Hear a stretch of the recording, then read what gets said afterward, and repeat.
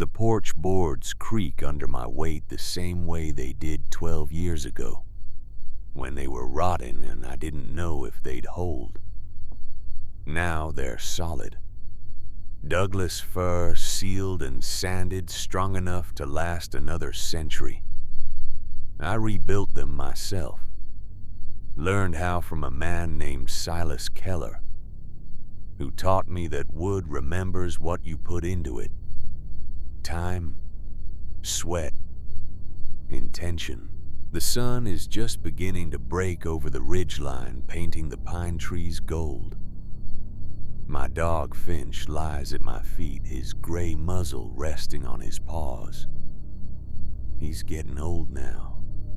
We both are, I suppose, though I'm only 34. Some years age you more than others. The coffee in my hand is still hot. The mug is clay handmade by a woman in town whose grandmother's farm I helped save 3 years back. On the side, she painted a small yellow sunflower. She said it reminded her of hope. She didn't know the whole story. Not many people do. But if you've ever felt like the world took everything from you and left you with nothing but the clothes on your back, and a question about whether tomorrow is even worth showing up for, then maybe this story is for you. Because 12 years ago, I was living in my car. I was 22 years old, and I was a widow, and I had $17 to my name. And then I inherited a house that was worth $8. $8. And what I found hidden beneath its crumbling foundation wasn't gold or land deeds or buried treasure. It was something far more valuable than money. It was the truth. And the truth, as it turned out, was the only inheritance I ever really needed.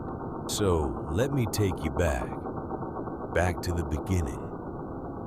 Back to when I was Nora Hartley, and I didn't know who I was anymore, or if I ever would again. The key turned in the ignition with a sound like a sick man's cough. It was the third try. The engine finally caught, shuddering through the thin metal frame of my 20-year-old sedan. A car that had become my bedroom, my kitchen, my closet, and my waiting room for a life that refused to begin. 2 years, 730 days of waking up with a crick in my neck from sleeping against the headrest.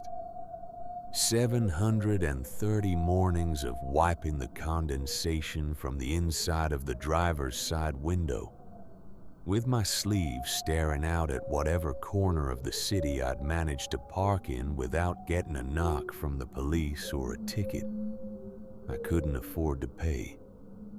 2 years since Garrett. 2 years since his absence became the only presence I could feel. A hollow space beside me in the passenger seat where he used to sit with his long legs folded awkward, his hand reaching over to rest on my knee, while we drove to nowhere in particular, just to be moving together. The social workers called my situation unhoused. The term always made me think of a snail without its shell. Something exposed and soft and vulnerable to every element. The term I used in the privacy of my own head was ghost. I was haunting the edges of a life I was supposed to be living. 22 years old. A widow. The word still felt foreign in my mouth, like a language I'd been forced to learn but never quite mastered. Widow. It belonged to old women in black dresses at funerals, not to girls who should have been finishing college or starting careers or figuring out who they wanted to be. But Garrett had been sick. Cancer. The kind that moved fast, that didn't care that he was 24 and strong and had his whole life ahead of him. The kind that ate through our savings first, then through credit, then through every safety net we thought we had, until all that was left was a mountain of medical debt that wasn't even mine, but somehow was because his name and my name had been joined on a piece of paper that said, "Until death do us part," and death had done its part thoroughly. The debt collectors had taken the apartment first, then the furniture, then my dignity, piece by piece, phone call by phone call, letter by letter in red ink. All that remained was this car, a 1998 Honda Civic with a dented rear bumper and a transmission that slipped in third gear, and a post office box. I paid for quarterly with cash I earned washing dishes under the table at a diner on 5th Street. That morning, the air inside the car smelled like old vinyl and stale coffee from a cup I'd bought 2 days ago and had been nursing ever since. I had exactly $17 in my wallet, enough for gas to get me to work, enough for maybe a protein bar from the gas station, enough for one more day of this, just one more day. I checked the post office box out of habit, not hope. Box 247, third row from the bottom far left corner. I'd memorized its position the same way you memorize the location of a bruise so you can avoid pressing on it. The box was usually empty, a small metal rectangle containing nothing but air and the faint smell of old paper. But that day there was something inside, a thick envelope, cream-colored heavy stock, the kind of paper that cost money. The return address was embossed in dark blue ink. Brennan and Associates, a law firm I'd never heard of. My hands started trembling before I even opened it. My body knew before my brain did that this envelope contained something that would change everything. For better or worse, I couldn't tell yet. But change was coming. I could feel it. I tore it open right there in the post office lobby, the sound of ripping paper, unnaturally loud in the quiet space. An elderly man checking his own box glanced over at me. I didn't care. Let him look. The letterhead was embossed raised letters I could feel under my fingertips. Professional. Expensive.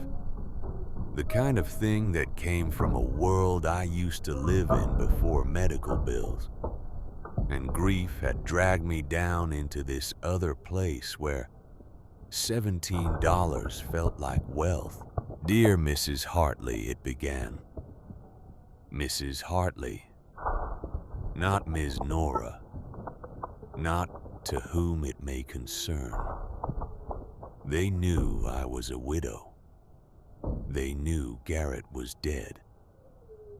"I am writing to inform you of a matter concerning the estate of Garrett Michael Hartley, deceased." My throat closed up. I had to stop reading. Had to breathe.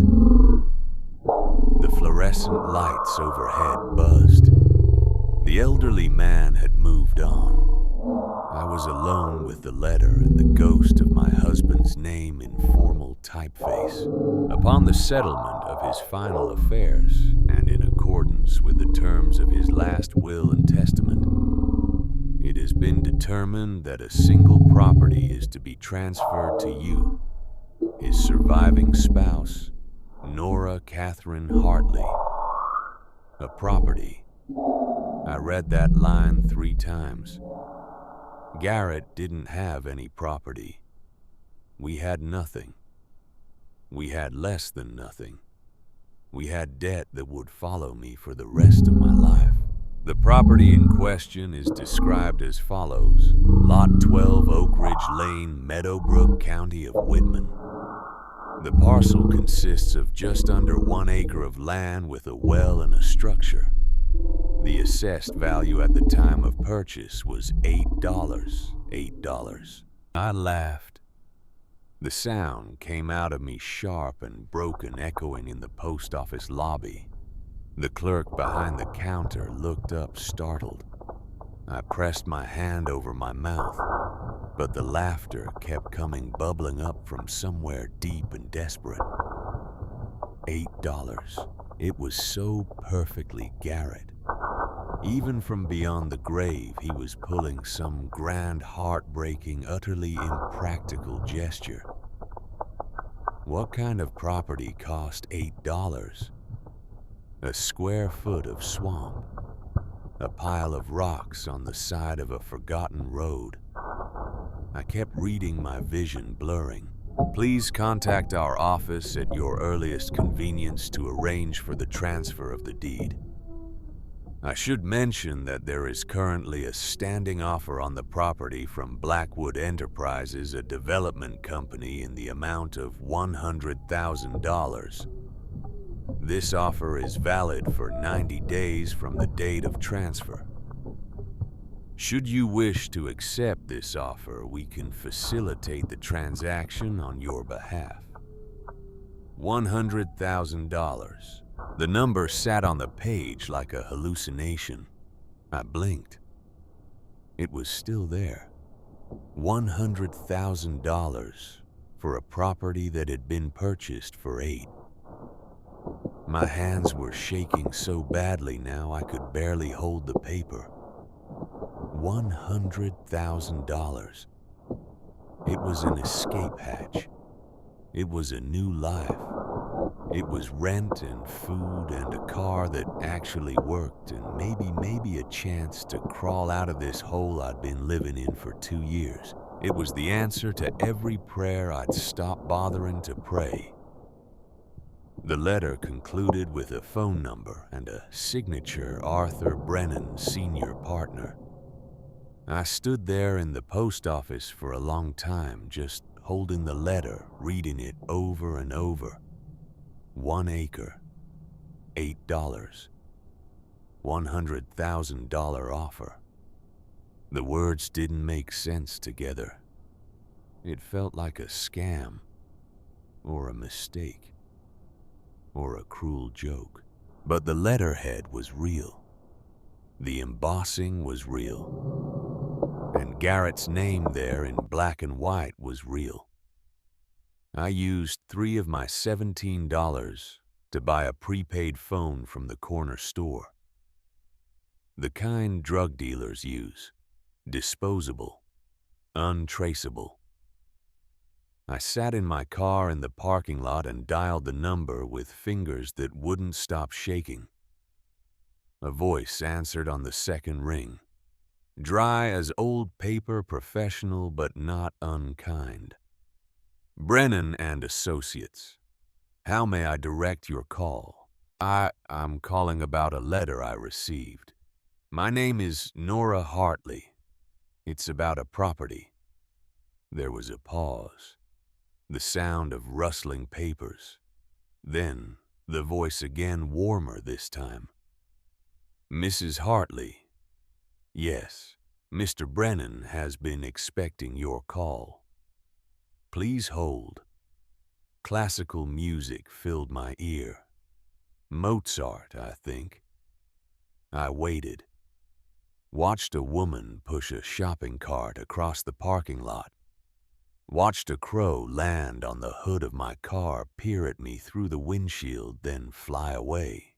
Then a new voice, older, male. The kind of voice that had spent decades in courtrooms and boardrooms. Mrs. Hartley, this is Arthur Brennan. Thank you for calling. First, please allow me to express my deepest condolences for your loss. I served as legal counsel for the Finch family for many years.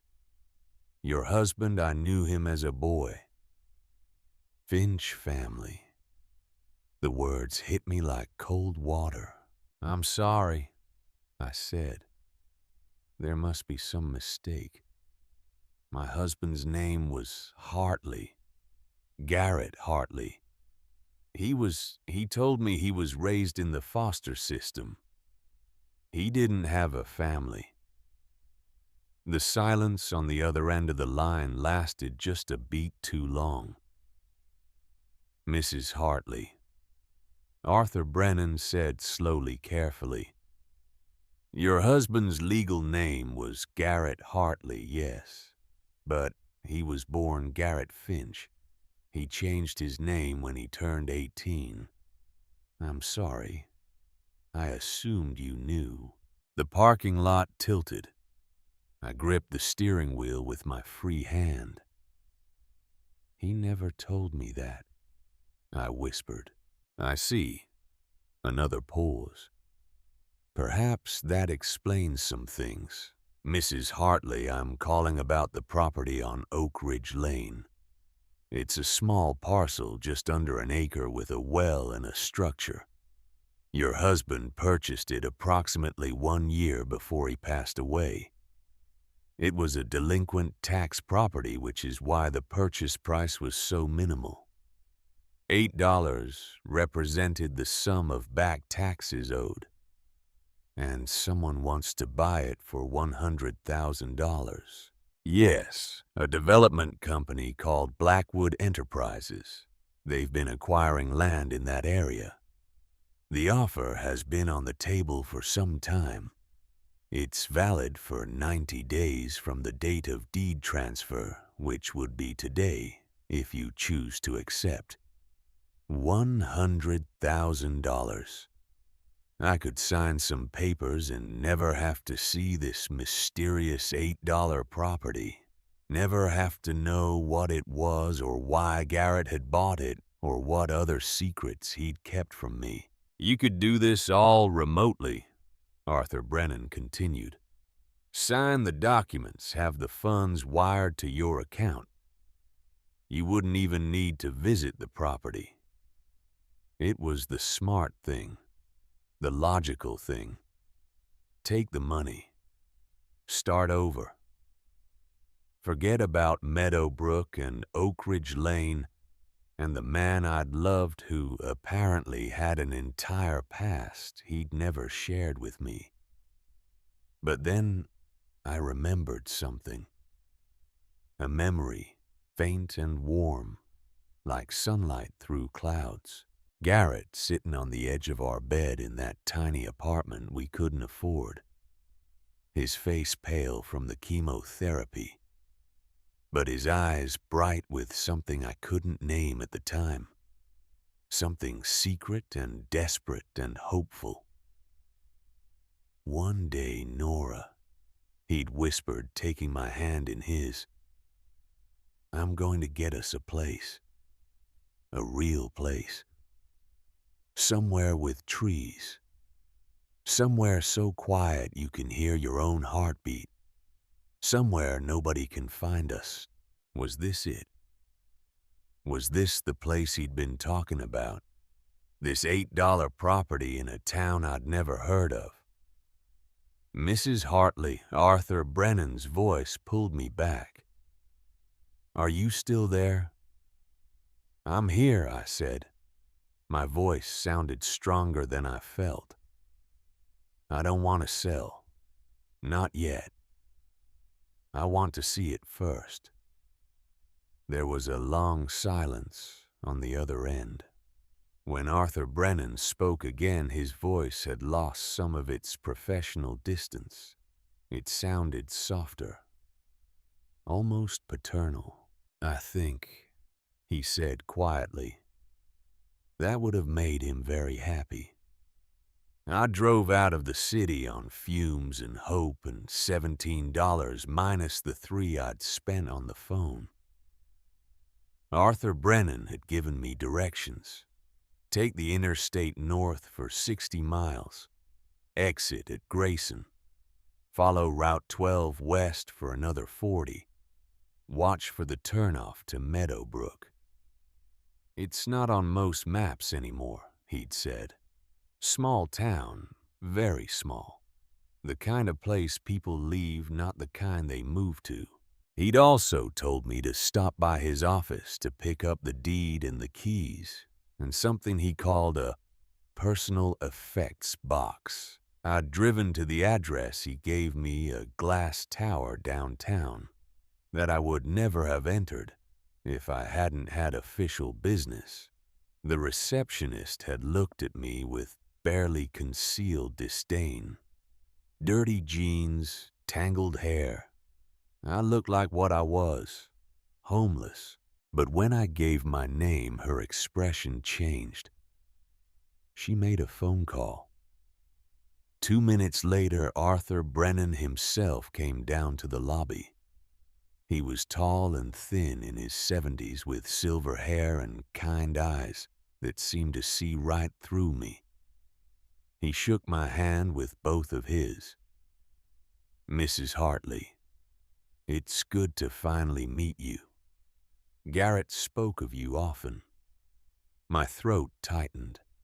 He did. Yes, he was very proud of you, very much in love with you. He handed me a manila folder. The deed is inside, along with a set of keys, and the address, and this.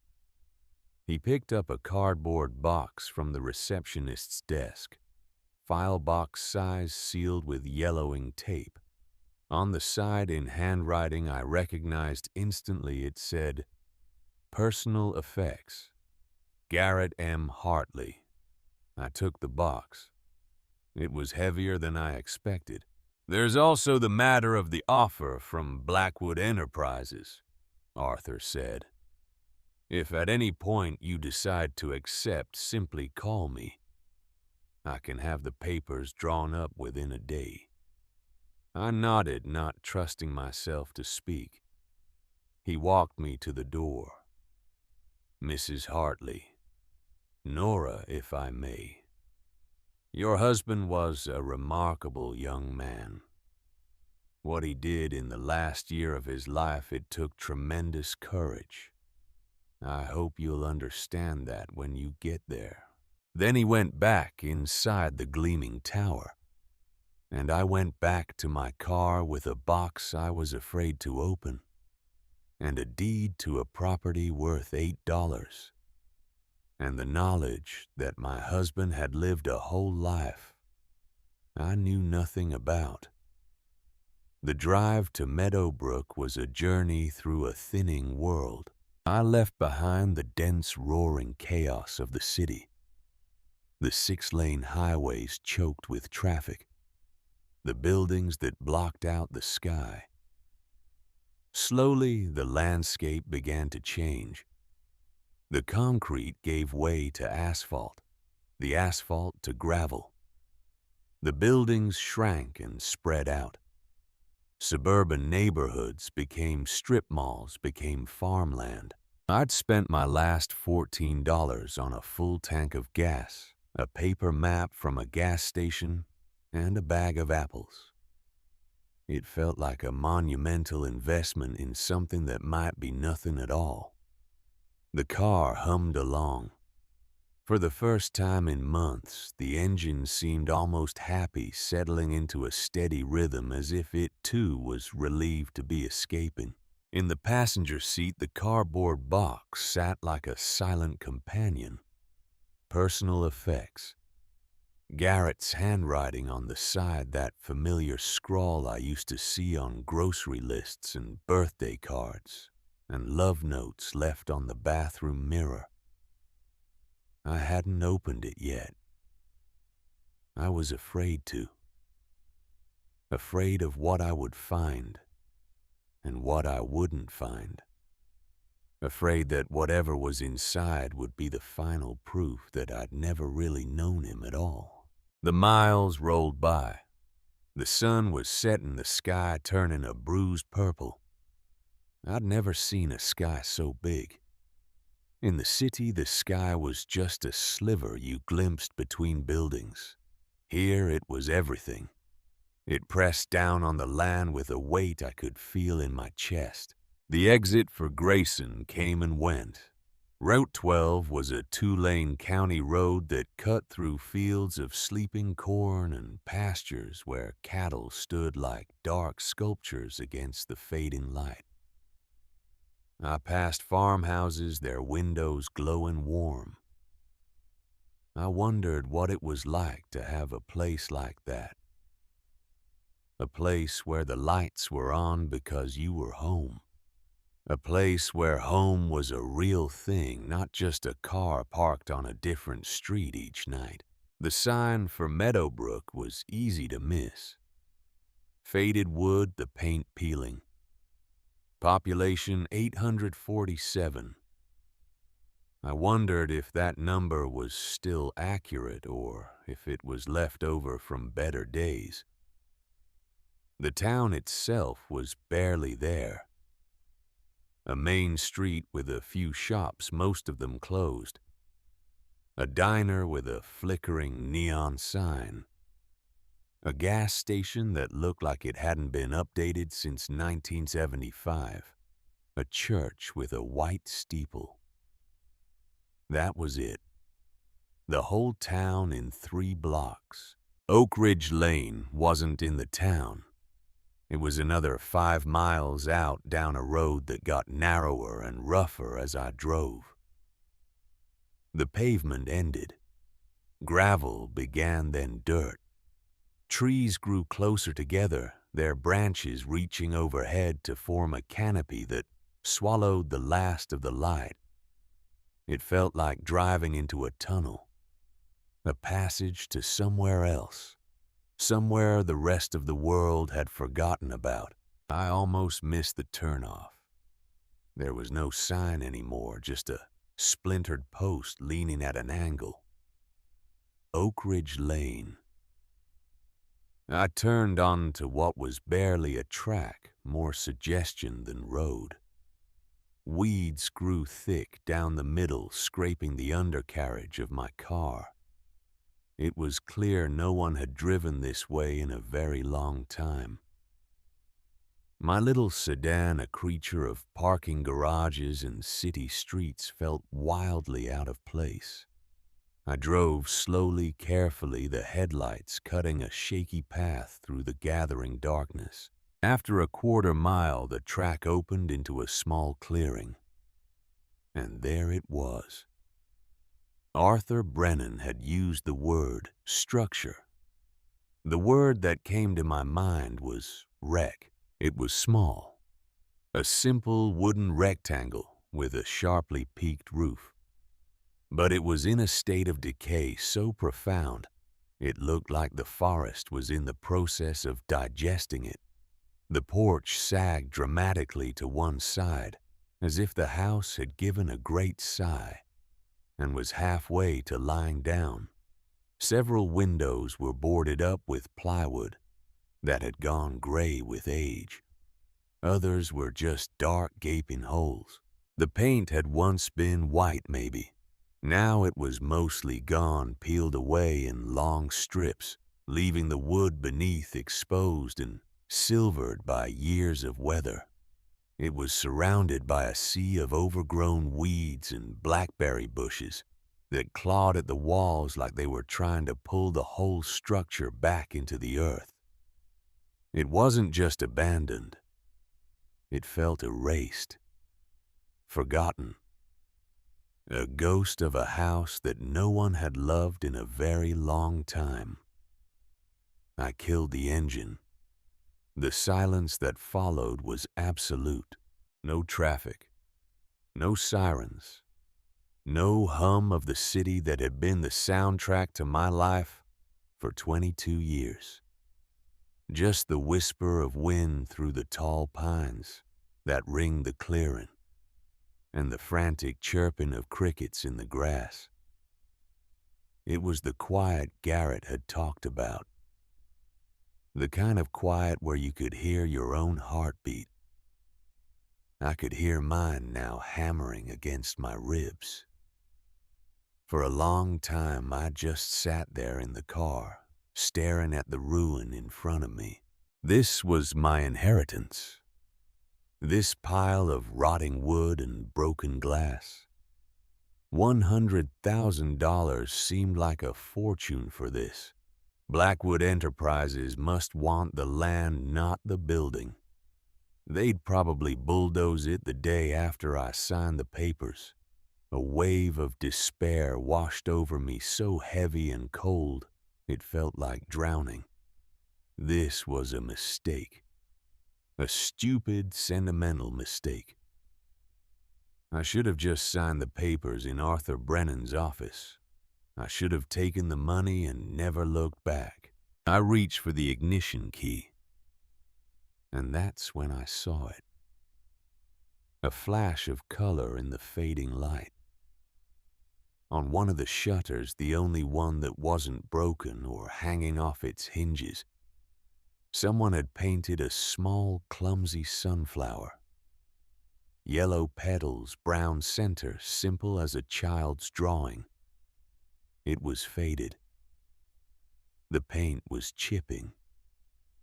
But it was unmistakably there, and I knew with a certainty that made my breath catch exactly who had painted it.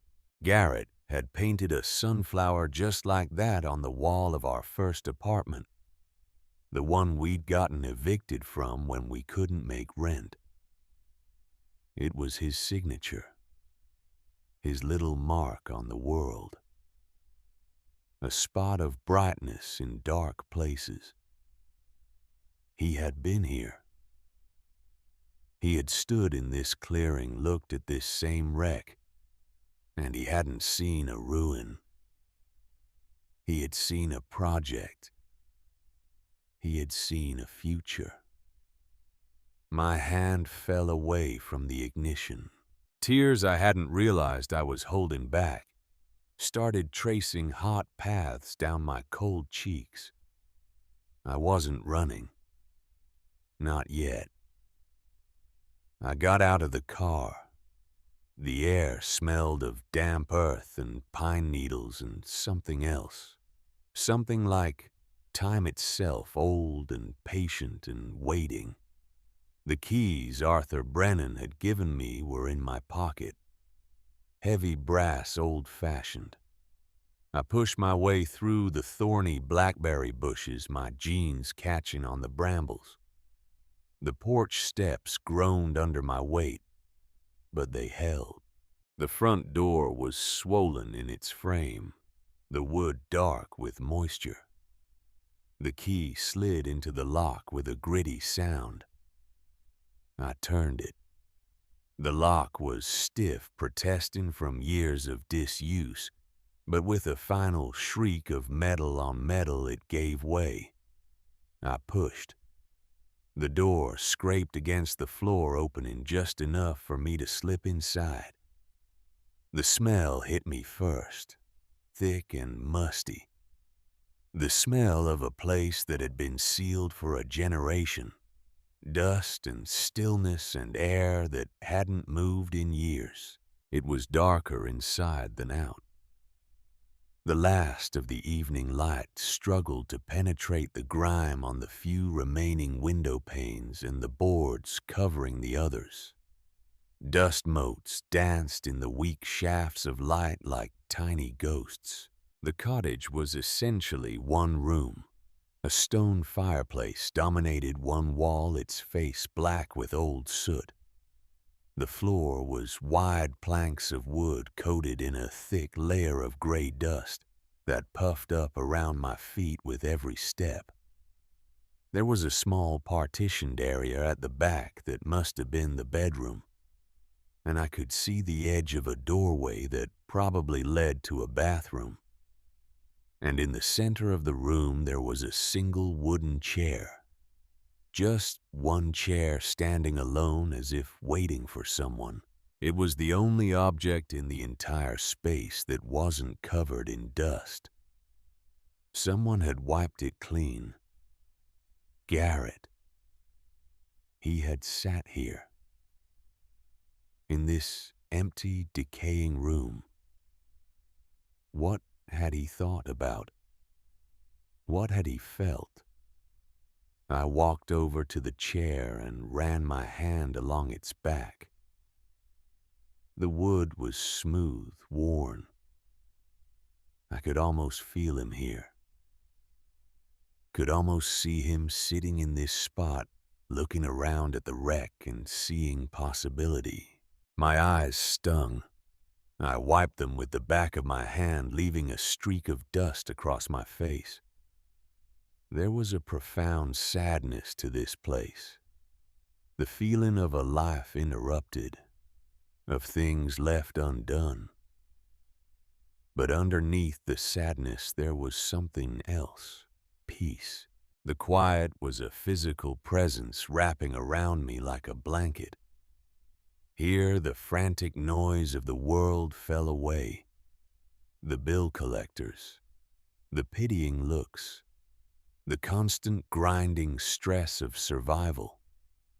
All of it felt distant, like it belonged to someone else's life.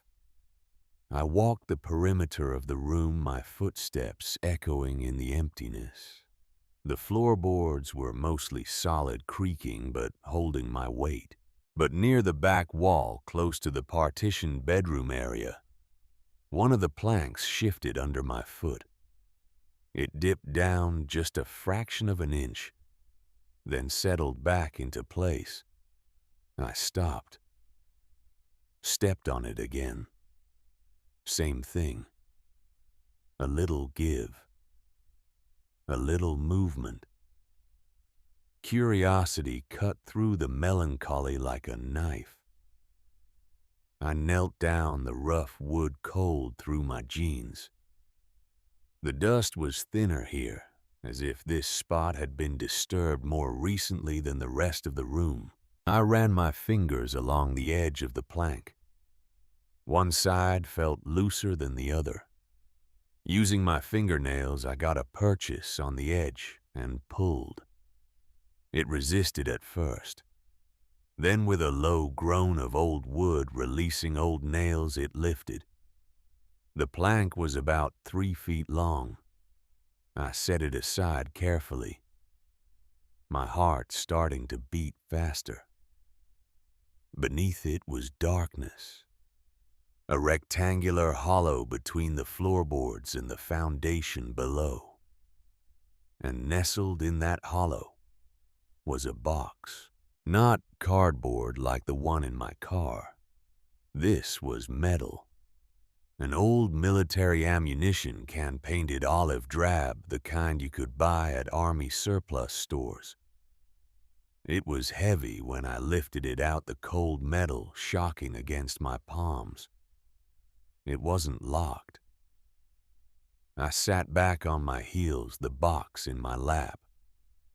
For a moment I just held it, feeling its weight.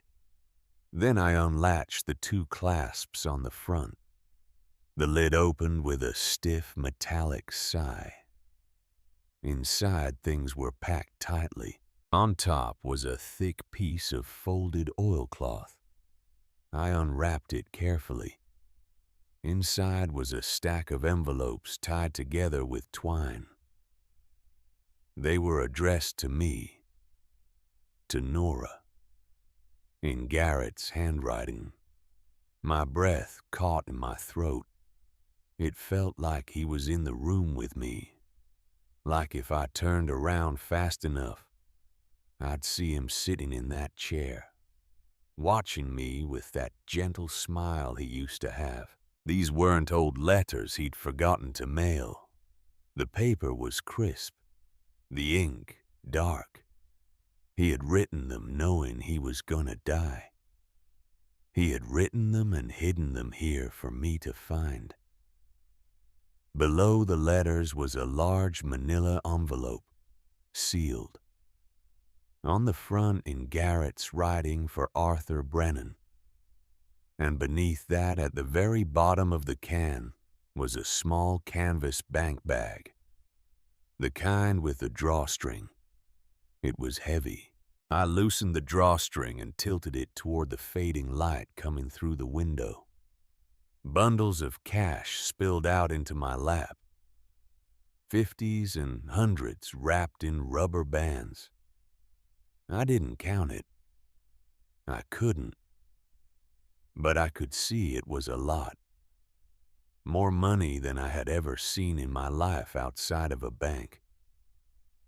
Where had he gotten this? Garrett had been broke. We'd been broke.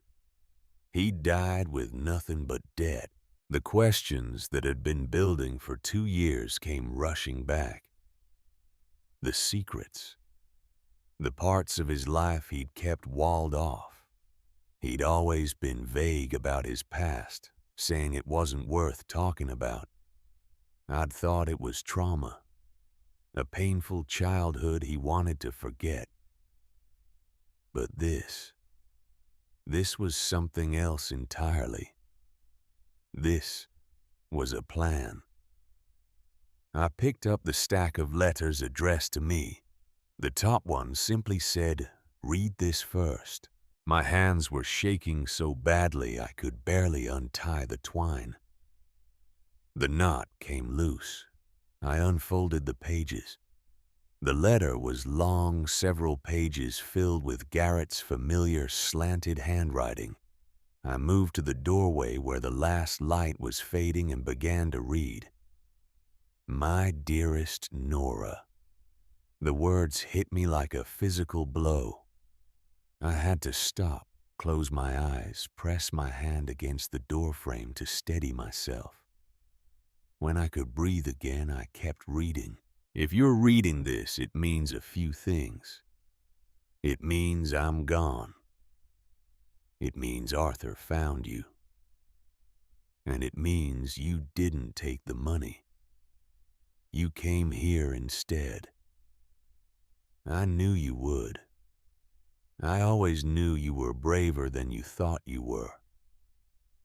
I had to read that line twice. He'd known. He'd counted on my stubborn heart. He'd known I wouldn't just sell without seeing it first. I'm so sorry, Nora. I'm sorry for so many things. Most of all, I'm sorry for the lies. I didn't tell you the truth about my family or about this place because I was trying to protect you. I see now that was a mistake. You deserve the truth. You've always deserved everything. So here it is. The truth. I'm not an orphan. I lied about that. My real name, the name I was born with, was Garrett Finch. Arthur Brennan was my grandfather's law partner and best friend. The firm is Brennan and Associates now, but it used to be Brennan and Finch. My family wasn't just comfortable. We were one of the founding families of Meadowbrook. We owned half the valley at one point. This cottage, this wreck you're standing in right now, it's the original Finch homestead. My great-great-grandfather built it in 1887 with his own hands. It's worthless as real estate, but it's priceless as history. It's the only piece of the original family land that never got sold off or developed. My father's name was Richard Finch. He was not a good man, Nora. He had demons, gambling, alcohol, weakness. He sold off the last of the valuable family land to a man named Marcus Blackwood, who runs Blackwood Enterprises. He sold it for a fraction of what it was worth because he needed to cover his debts. But Blackwood didn't just want our land. He wanted the whole valley. And he's been getting it piece by piece for 20 years. Using tactics that aren't just aggressive. They're criminal. He burns barns. He sabotages wells. He contaminates water supplies. He makes it impossible for families to get insurance or loans, and then he swoops in and buys their land for nothing when they're desperate. And my father knew. He helped Blackwood cover it up in exchange for his own clean slate. I found out when I was 17. I found evidence, recordings, financial records, proof that Blackwood was destroying people's lives. When I confronted my father, he told me to keep my mouth shut or I'd end up at the bottom of Whitman Lake. I was 17 years old, Nora. I believed him. So I ran. I changed my name. I told everyone I was from the foster system. It was easier that way. Easier to be no one than to be a Finch. And then I met you. And for the first time in my life, I was happy. I had a reason to forget where I came from. But when I got sick, when I knew I didn't have much time, I started thinking about what I would leave behind. All I had to give you was debt. It was killing me, the thought of leaving you with that burden. So I did something risky. I came back here. I used what was left of a small trust fund my grandfather had set up for me, the one thing my father couldn't touch, and I bought this cottage back at a tax auction. It was all I could afford. $8 for back taxes, and I started digging. Not just into the ground, Nora, into Blackwood's business. I spent the last year of my life gathering proof. The manila envelope in this box, it's for Arthur. It has everything. Witness statements I recorded, financial records I copied. Everything Blackwood and my father did. The cash in the bag is for you. It's the last of the trust fund. $20,000. It's not a fortune, but it's enough. Enough for you to get a new start. An apartment. Maybe go back to school. To be safe. That's all I've ever wanted. For you to be safe. So now you have a choice. And I'm sorry to put this on you. You can take the money, take Blackwood's $100,000 offer, and disappear. No one would blame you. You'd have a new life free and clear. Or you can stay. You can give the envelope to Arthur. You can fight. Blackwood won't go down easy. It will be ugly. This town, it's complicated. People are scared of him. But fighting for this place, for the memory of all the families he pushed out, it's the right thing to do. This cottage is worthless, Nora. But the land, the valley, it's worth everything. I couldn't finish the fight. But maybe you can. Whatever you choose, know that I love you. I have loved you every second of every day. You made my life worth living right up to the end. Be happy. That's all I ask. Your Garrett. I folded the letter with trembling hands. The cottage was dark now. Full night had fallen. I couldn't see anything except the faint outline of the window frames. But I could feel everything. The weight of Garrett's words. The choice he'd left me. The mission he'd spent his dying year preparing. Take the money and run. Or stay and fight. I sat there in the dark, the ammunition can beside me, the $20,000 in my lap, and the evidence that could bring down Marcus Blackwood in a manila envelope I hadn't even opened yet. Somewhere in the forest an owl called. The wind rustled through the pines. The cottage creaked and settled around me. And I realized something. For 2 years I'd been running from grief, from debt, from a life that had fallen apart. I'd been a ghost haunting the edges, too afraid to be real. But Garrett hadn't left me with nothing. He'd left me with a purpose, with courage that he'd hidden like treasure waiting for me to be ready to find it. The $100,000 wasn't an escape. It was blood money. It was the price of silence, the cost of letting a man like Marcus Blackwood win. I stood up in the darkness, my legs stiff from sitting on the cold floor. I walked to the doorway and looked out at the clearing, at the dark shapes of the trees against the starlit sky. I thought about the $17 I'd had in my pocket that morning. I thought about 2 years of feeling like a victim, like someone life had happened to, like someone without power or choice or voice. Garrett's letter had changed everything. He hadn't left me with nothing. He'd left me with a choice. And maybe for the first time in 2 years I was ready to choose. I was tired of running. The property was not for sale. I was going to fight. I didn't sleep that night.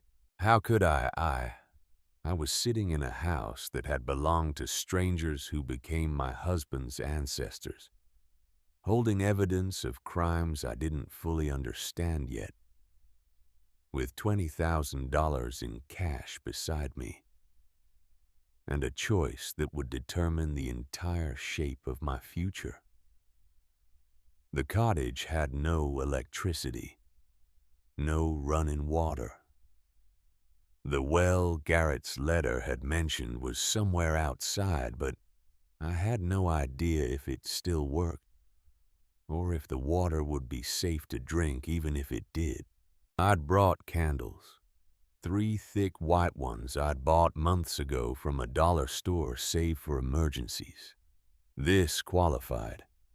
I lit them now, one by one, and placed them on the stone mantel of the fireplace. Their light pushed back the darkness just enough to make the room feel less like a tomb and more like a sanctuary. I ate one of the apples I'd bought. The sound of my teeth breaking through the skin echoed in the quiet.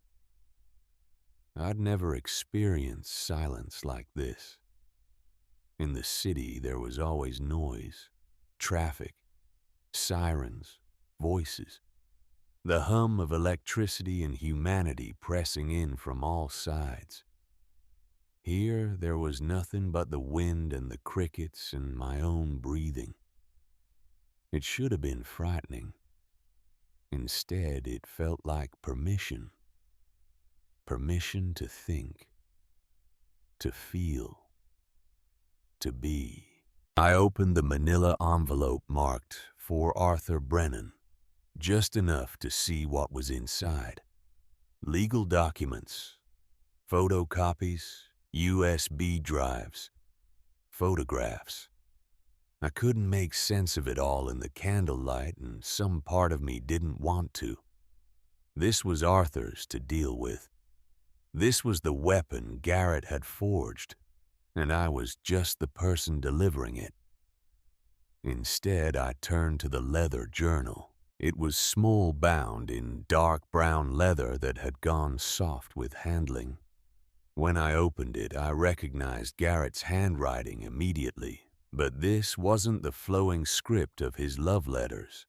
This was cramped, urgent, dated entries marching down the pages in neat columns. It was an investigation log. The first entry was dated 14 months before he died. Just 2 months after his diagnosis, July 15th, arrived in Meadowbrook. staying at the motel on Route 12. No one recognized me. Why would they? I haven't been back in 7 years. I look different now. Thinner, sick. A stranger in my own hometown. Saw the cottage from the road. It's worse than I remembered. But it's still standing. That has to mean something. The entries continued. Garrett had spent months documenting Marcus Blackwood's activities. License plate numbers, times and dates of late-night deliveries to properties owned by Blackwood Enterprises, conversations he'd overheard in the diner, patterns of convenient disasters followed by low-ball purchase offers. He'd been methodical, thorough. A detective piecing together a crime while his own body was falling apart. August 3rd. Talked to Louise Porter at the grocery store. She didn't know who I was, of course. She told me about her family's barn fire 3 years ago. Said the fire marshal ruled it accidental, but she knew better. She saw a truck leaving their property at 2 in the morning the night it happened. Black Silverado.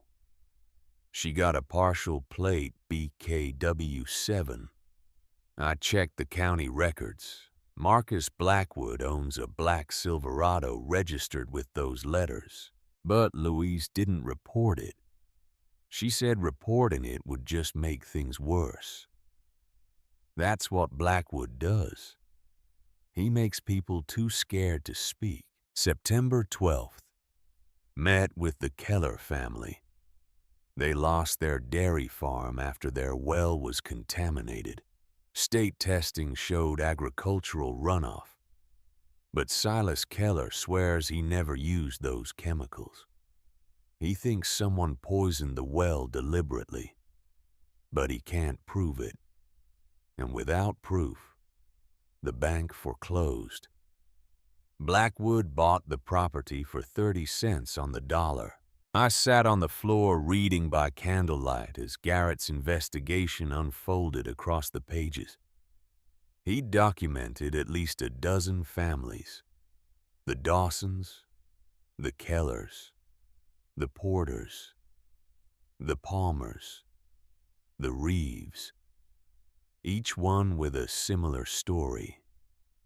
A disaster. An insurance problem, a foreclosure, and Marcus Blackwood waiting in the wings with a cash offer and a smile that didn't reach his eyes. This wasn't just aggressive business. This was systematic destruction.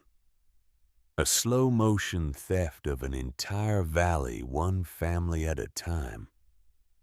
And Garrett had witnessed it all.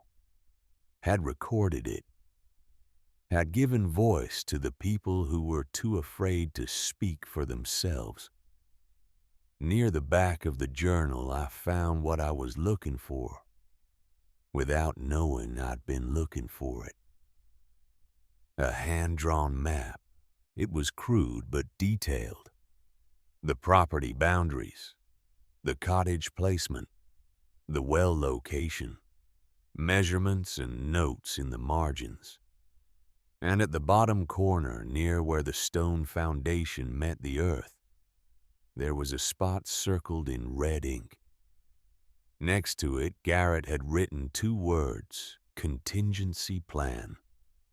I knew what I had to do, but not tonight. Tonight I was exhausted, emotionally wrung out. My body felt like it weighed 1,000 pounds. I wrapped myself in the blanket from my car. The same thin blanket that had been my only bedding for 2 years. I lay down on the hard floor of the cottage using my jacket as a pillow. The candles burned low. The shadows danced on the ceiling. And for the first time since Garrett died, I didn't feel alone. I woke to sunlight streaming through the broken windows and the sound of birdsong so loud and cheerful. It felt like an assault. My body ached. My neck was stiff. My mouth tasted like dust and old apples. But I was awake, and I had work to do. I went outside to assess the property in daylight. The cottage looked even worse than it had the night before. The roof sagged in the middle. Several boards were missing from the siding.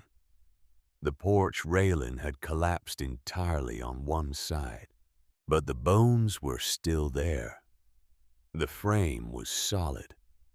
The stone foundation, despite the cracks and crumbling mortar, was still holding the structure up after more than a century. It could be saved. With work. With time.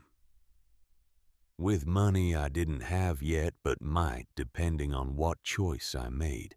I found the well about 30 feet from the cottage, hidden in tall grass. It had a wooden cover that had partially rotted through. I lifted it carefully. The shaft went down into darkness. I dropped a pebble and listened. After a long moment, I heard the splash. So there was still water down there. Whether it was drinkable was another question. Then I walked to the back of the cottage, to the stone foundation, to the spot Garrett had marked on his map. The foundation was low to the ground here, just a jumble of river rocks mortared together. I ran my hands over the stones, feeling for anything unusual. At first, everything seemed solid, but then my fingers found one rock about the size of a shoebox that shifted slightly when I pressed on it. I went back to my car and got the tire iron from the trunk. The same tire iron I'd kept under the driver's seat for 2 years, just in case. Just in case of what I'd never been quite sure.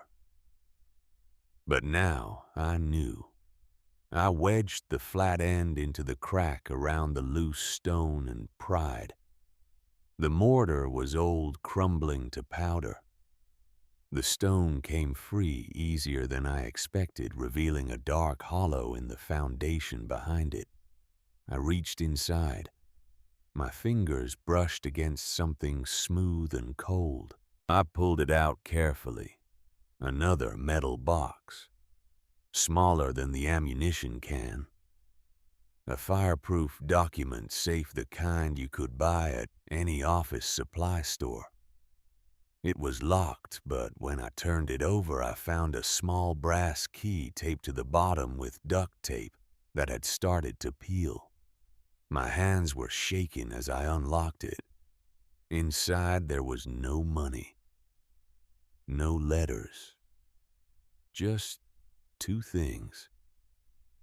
A USB flash drive in a clear plastic case, and a notarized legal document. I unfolded the document carefully. The notary stamp was from 2 years ago, just 3 months before Garrett died. The signature at the bottom made my breath catch. Richard Finch, Garrett's father. It was a sworn affidavit, a confession. Every terrible thing Marcus Blackwood had done, Richard Finch had written down and signed. The arsons, the well contaminations, the insurance fraud, the blackmail, the conspiracy to devalue properties and force sales. All of it laid out in cold legal language, signed and sealed and notarized. Garrett must have confronted his father one final time.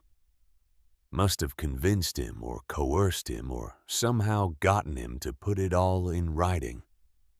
A father's confession delivered to a dying son. This was the contingency plan. This was checkmate. I sat there in the dirt beside the foundation holding the document, and I started to laugh. Not the broken, desperate laughter from the post office. This was different.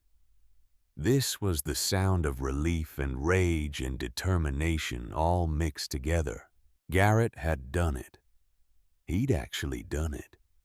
He'd built a case so airtight that even Marcus Blackwood's expensive lawyers wouldn't be able to wriggle free.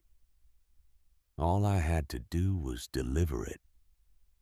I drove the 40 minutes back to the city that same afternoon. I didn't call ahead.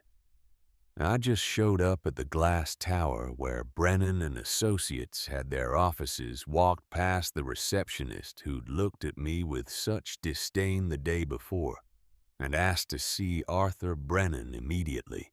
This time I didn't look quite so much like a homeless person. I'd washed my face in water from a gas station bathroom. I'd changed into the one clean shirt I had left. I stood straighter. I made eye contact. The receptionist's expression was different this time. Not quite respect, but not contempt either. Something closer to curiosity. "Is Mr. Brennan expecting you?" "No. But tell him Nora Hartley is here with the envelope from Garrett. Tell him I found the contingency plan." Her eyes widened slightly. She picked up the phone. Arthur Brennan came down personally. When he saw me standing in the lobby with the ammunition can in my arms, his professional demeanor cracked just slightly. I saw something in his eyes that might have been hope. "Mrs. Hartley, please come up to my office." His office was on the 30th floor, all dark wood and leather and windows that looked out over the city I'd been living in the margins of for 2 years. He closed the door behind us and gestured to a chair. I sat. Put the ammunition can on his massive mahogany desk. "Garrett left this for you," I said. I handed him the manila envelope. Then I opened the can and showed him the journal, the confession, the USB drive. Arthur Brennan sat down heavily in his chair. He didn't speak for a long moment, just looked at the items on his desk like they were holy relics. Then he opened the envelope and started reading. I watched his face as he went through the documents. Watched him listen to the audio files on the USB drive through a pair of headphones. Watched him read Richard Finch's confession. His expression moved through several stages. Shock, sorrow, anger, and finally something that looked like grim satisfaction. When he finished, he took off his reading glasses and rubbed his eyes. When he looked at me again, they were wet. "That foolish, brave boy," he whispered. "He did it. He actually did it." "Can you use this?" I asked. "Is it enough?" "Enough?" Arthur laughed, a sound with no humor in it. "Mrs. Hartley, this is everything. This is more than enough to stop Blackwood. This is enough to put him in prison for the rest of his life. And with the civil case we can build from this, we can get restitution for every family he destroyed." "Then let's do it," I said. He looked at me carefully. "You understand what this means. This won't be simple or quick. Blackwood has money. He has lawyers. He has powerful friends. This will be a fight. I know. And you're choosing this. You could still take his offer. Walk away with $100,000 and never look back. no one would blame you. I thought about Garrett sitting in that empty cottage, dying and determined. I thought about the families in his journal, the Porters, the Kellers, the Dawsons, people whose lives had been destroyed while everyone else looked away. I want to fight, I said, but I need you to understand something. This is my fight, not yours. You can help me, but this is mine. Arthur Brennan smiled. It was a real smile this time, reaching his eyes. I wouldn't have it any other way. Though I must tell you, I've been waiting 20 years for someone to give me the ammunition to take Marcus Blackwood down. Your husband just handed us a nuclear weapon. Then let's use it. He stood up, reached across the desk, and shook my hand. I'll file the civil suit tomorrow on behalf of all the families Garrett documented. And I'll take the criminal evidence to the state attorney general's office. With Richard Finch's confession and the recordings they'll have to investigate. How long will this take? Months, maybe longer. Are you prepared for that? I thought about the cottage, the $20,000 in cash, the choice I'd already made. I'll be at the cottage in Meadowbrook. That's where you can reach me. Arthur wrote down his personal cell phone number on the back of his business card.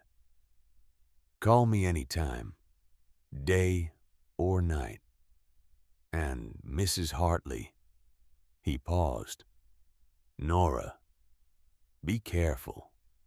When we file these papers, Blackwood will know someone is coming for him. He won't take it well. I'm not afraid of him. Perhaps you should be. Men like Marcus Blackwood don't get to where they are by playing fair. I left his office with the feeling that I'd just lit a fuse on something explosive. There was no going back now. The machinery of justice was starting to turn, and I was the one who'd set it in motion. The news hit Meadowbrook like a bomb 3 days later. I'd spent those 3 days at the cottage.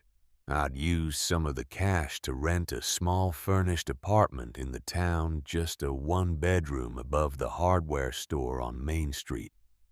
It was cheap, clean enough, and it had running water and electricity, which felt like luxury after 2 years in my car. But I spent my days at the cottage. I couldn't stay away. I'd started cleaning. Just cleaning at first. Sweeping away years of dust and mouse droppings and dead leaves that had blown in through the broken windows. Scrubbing the floor on my hands and knees until the wood grain started to show through. Pulling the boards off the windows one by one. Letting light flood into spaces that had been dark for decades. It was hard work. My hands blistered. My back ached. But it was good work. Real work. For the first time in 2 years, I was building something instead of just surviving. On the 3rd day, while I was wrestling with a particularly stubborn board nailed over the front window, a black SUV pulled into the clearing. I knew immediately this wasn't a casual visitor. Out here on a road that led nowhere, you didn't just stumble upon things. You came looking. A man got out. 40s, maybe. Expensive suit that looked out of place in the woods. Hair slicked back. A smile that was all teeth and no warmth. He stopped at the edge of the broken porch and looked at me. Then he looked at the cottage. I watched his face register the decay, the rot, the sheer impossibility of anyone actually wanting this place. Mrs. Hartley, he called out.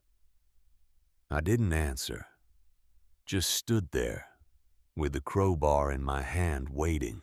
My name is Preston Vale. I'm with Blackwood Enterprises. I was hoping we could talk for a moment. About what? He gestured vaguely at the cottage. About this property. I understand you inherited it recently. And I understand you've been in contact with our office about our purchase offer. I haven't been in contact with anyone from Blackwood Enterprises. Ah, well, Mr. Brennan's office then. The offer still stands. In fact, given the circumstances, Mr. Blackwood has authorized me to increase it. $125,000. Cash. We can have the paperwork drawn up tomorrow and the money in your account by the end of the week. He said it like he was doing me an enormous favor. Like he was a savior descending from on high to rescue a poor widow from her unfortunate circumstances. Why do you want this land so badly? I asked. Preston Vale's smile widened. It's not about the cottage, Mrs. Hartley. Surely you can see that. It's about location. This is the last private holding in a parcel we need to complete our development project. A luxury golf resort and residential community. This particular plot is essential for zoning and access reasons. It's a, shall we say, thorn in our side, but a thorn we're willing to pay handsomely to remove. A golf resort. They were going to bulldoze Garrett's history, his family's history, and build a playground for rich people. My husband liked this place, I said. Vale's smile faltered for just a fraction of a second. I'm sure he did. And I'm sure it has sentimental value. But Mrs. Hartley, you have to be practical. $125,000 can buy you a much nicer piece of sentiment somewhere else. This cottage is, forgive me for being blunt, a wreck. It would cost more than it's worth to restore. The property is not for sale. The words came out clear and strong. The first time I'd said them out loud to someone other than myself. They felt powerful. Preston Vale's expression went very still. The friendly mask he'd been wearing slipped, and I saw what was underneath. Something cold and calculating. I think you're making a mistake, Mrs. Hartley. That's my decision to make. He stood there for another long moment just looking at me. Then he nodded once, a sharp, dismissive gesture. Very well, but you should know that this offer won't stay on the table forever. Mr. Blackwood is a patient man, but his patience has limits. It wasn't an offer anymore. It was a threat wrapped in polite language. Then I guess he'll have to learn to live with disappointment, I said. Preston Vale got back into his black SUV without another word. The engine started with a low, menacing purr. He reversed, turned, and drove back down the overgrown track, leaving a cloud of dust hanging in the air. I stood there on the broken porch, crowbar still in my hand, watching his taillights disappear through the trees. My heart was hammering. My hands were shaking, but I felt alive in a way I hadn't in years. The fight had begun, and I'd just thrown the first punch. That night I went through Garrett's journal again this time, looking for names. The families he'd documented. The people who'd lost everything to Marcus Blackwood's scheme. The Kellers. Silas and Dorothy Keller. Dairy farm on Route 27 lost to foreclosure 3 years ago after their well was contaminated. The Porters, Louise and Benjamin Porter. Family barn burned down 4 years ago. Lost their crop storage and had to sell the land to cover debts. The Dawsons, Michael and Patricia Dawson, forced to sell after repeated vandalism made it impossible to get insurance. There were more. The Palmers, the Reeves, the Hutchinsons. Each one a story of a life upended. A family destroyed, all leading back to one man, Marcus Blackwood. I spent the next week tracking them down. It wasn't hard. Meadowbrook was a small town. Everyone knew everyone, and everyone remembered the families who'd been forced out. Louise Porter was working at the grocery store on Main Street. She was my age, maybe a year or two older, with tired eyes and hands that moved efficiently restocking shelves. When I introduced myself as Garrett Hartley's widow, her eyes widened. "I remember him," she said quietly. "He came around asking questions about 2 years back. Nice young man. Sick looking, though. I'm sorry for your loss." "Thank you. Mrs. Porter, I wanted to talk to you about your barn fire." Her expression shuttered immediately. "That was a long time ago." "I know. But I have reason to believe it wasn't an accident. And I have evidence that could prove it." She looked around the empty aisle. "You should leave this alone. What's done is done. What if it could be undone? What if we could get justice compensation?" "Justice," she laughed, but it was a bitter sound. "You don't understand how things work here. Marcus Blackwood owns this town. He owns the mayor. He owns the police chief. He owns everything. People who fight him lose. I'm fighting him." Louise Porter looked at me like I'd just told her I was planning to swim to the moon. "Then you're braver or more foolish than I am." "Probably both." But before I left, she gave me the names and phone numbers of the other families. "If you're really doing this," she said, "they deserve to know. They deserve a chance." I called them, one by one, explained who I was, what Garrett had done, what I was planning to do. Some hung up on me. Some said I was crazy, but some listened. And a few, just a few, said they'd be willing to talk to Arthur Brennan, to give statements, to be part of the lawsuit. It was enough. Arthur filed the civil suit 2 weeks after our meeting. A class action on behalf of 14 families against Marcus Blackwood and Blackwood Enterprises. Fraud, conspiracy, arson, destruction of property. The list of charges was long and damning. He also delivered the criminal evidence to the Attorney General. Within days, state investigators arrived in Meadowbrook. They interviewed families. They examined properties. They subpoenaed records. And they arrested Marcus Blackwood. The news spread through the town like wildfire. I heard it from Sal, the owner of the hardware store where I rented my apartment. He came up to tell me in person, his weathered face split with the biggest grin I'd ever seen.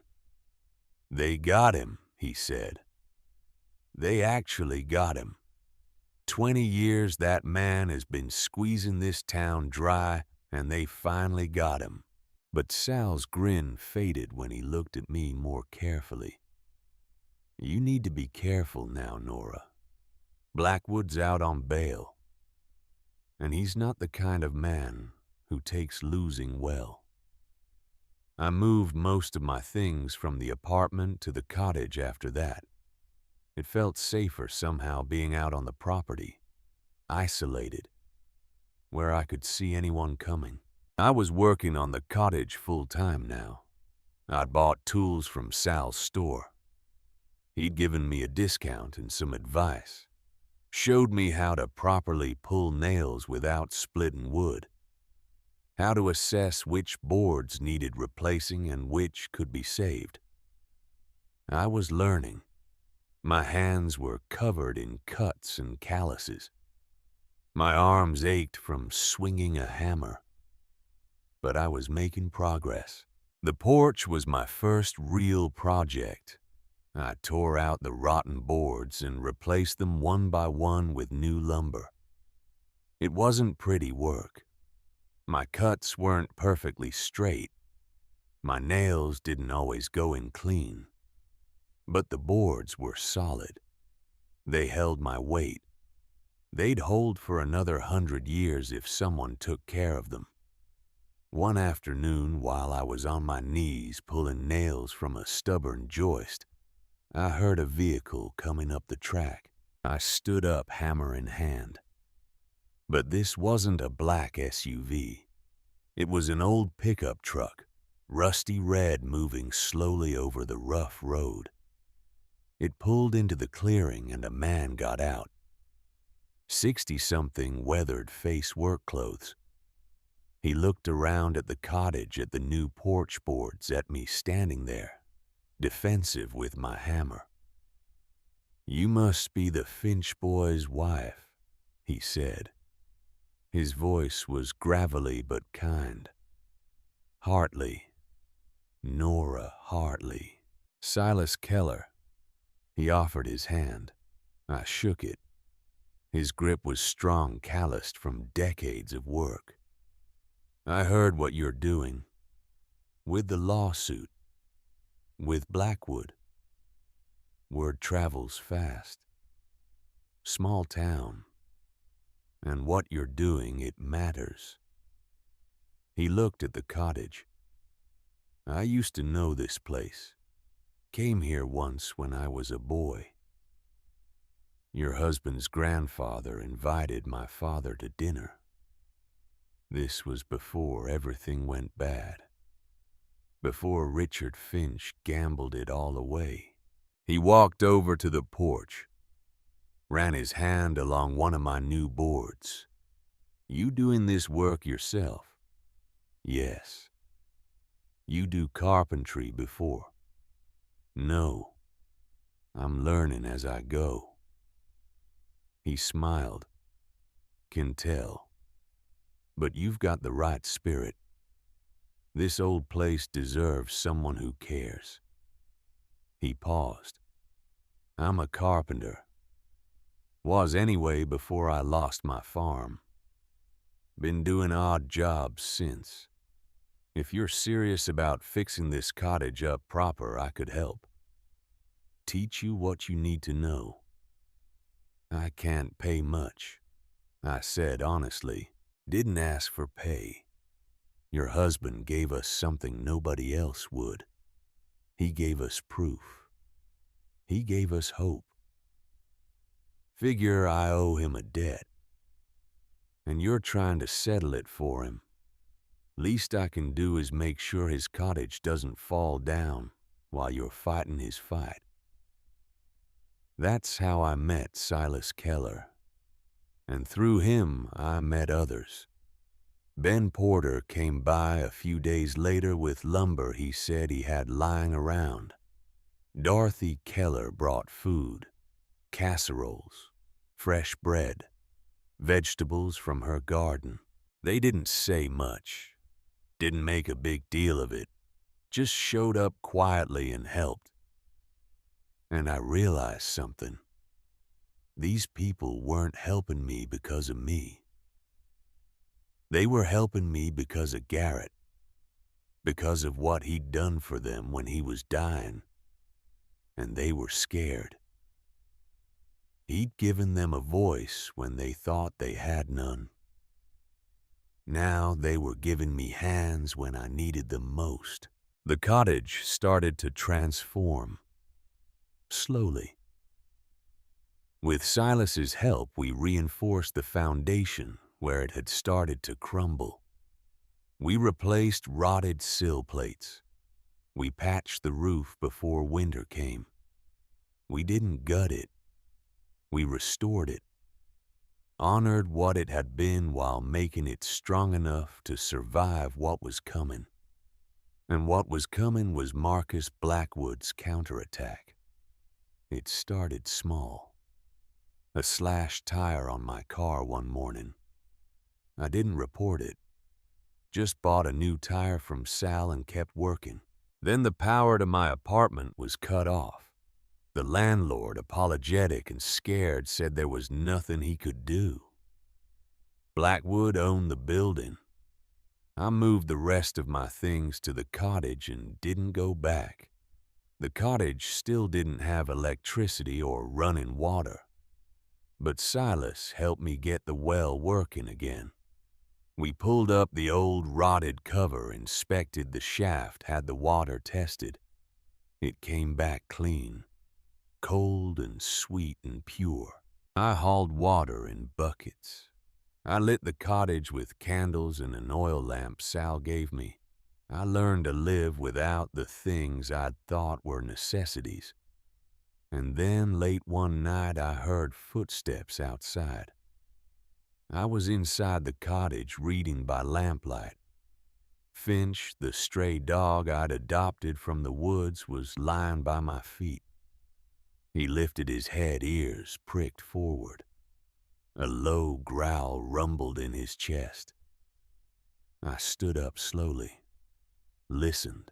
Footsteps, definitely footsteps, circling the cottage. More than one person. I grabbed the tire iron from beside the door. My heart was hammering so hard, I could feel it in my throat. The footsteps stopped at the front door. I waited, iron raised ready. Nothing happened. After what felt like an hour, but was probably only minutes, I heard a vehicle start up. An engine roaring to life, driving away fast. I waited until I couldn't hear it anymore. Then I opened the door carefully. On the porch, held down by a rock, was an envelope. Inside was a single photograph. Me, working on the cottage.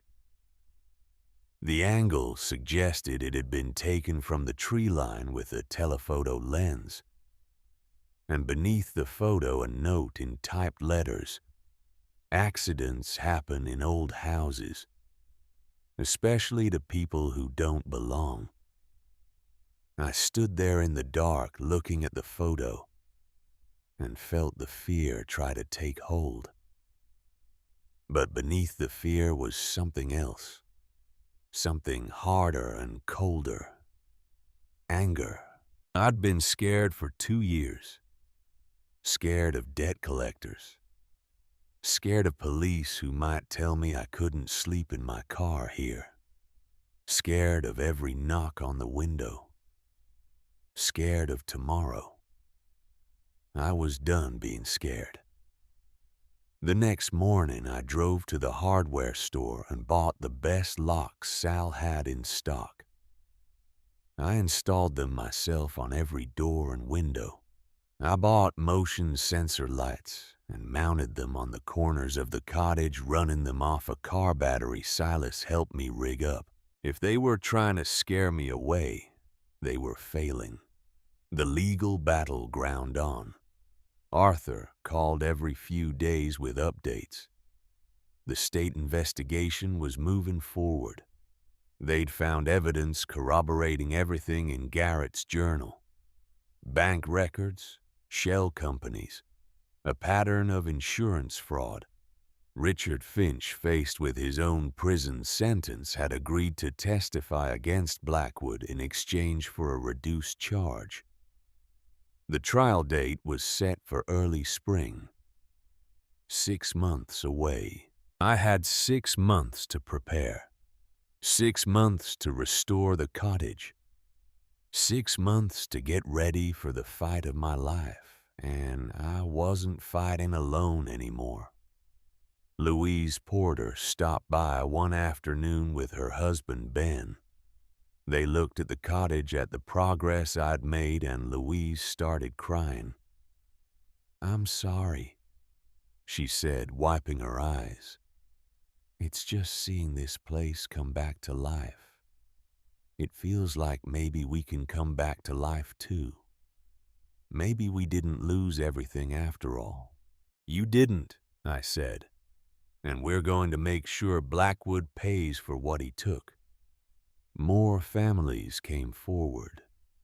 People who'd been too scared before found their courage. The class action lawsuit grew from 14 families to 23, each one with a story, each one with scars, and each one ready to fight. Arthur warned me that Blackwood's lawyers were going to come after me hard.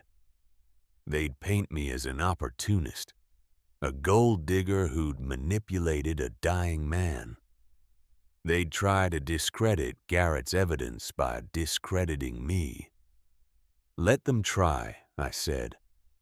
"I know who I am, and I know what Garrett did. The truth is on our side." "The truth doesn't always win in court," Arthur said gently. "Then we'll make it win." Winter came to Meadowbrook. The first snow fell in November, dusting the cottage and the clearing with white. The forest went quiet. The cottage, still unheated, was freezing at night. But Silas and I had managed to clean out the old fireplace. The chimney still drew. I could build a fire now, could keep myself warm. I spent the dark evenings reading Garrett's letters by firelight. He'd written dozens of them.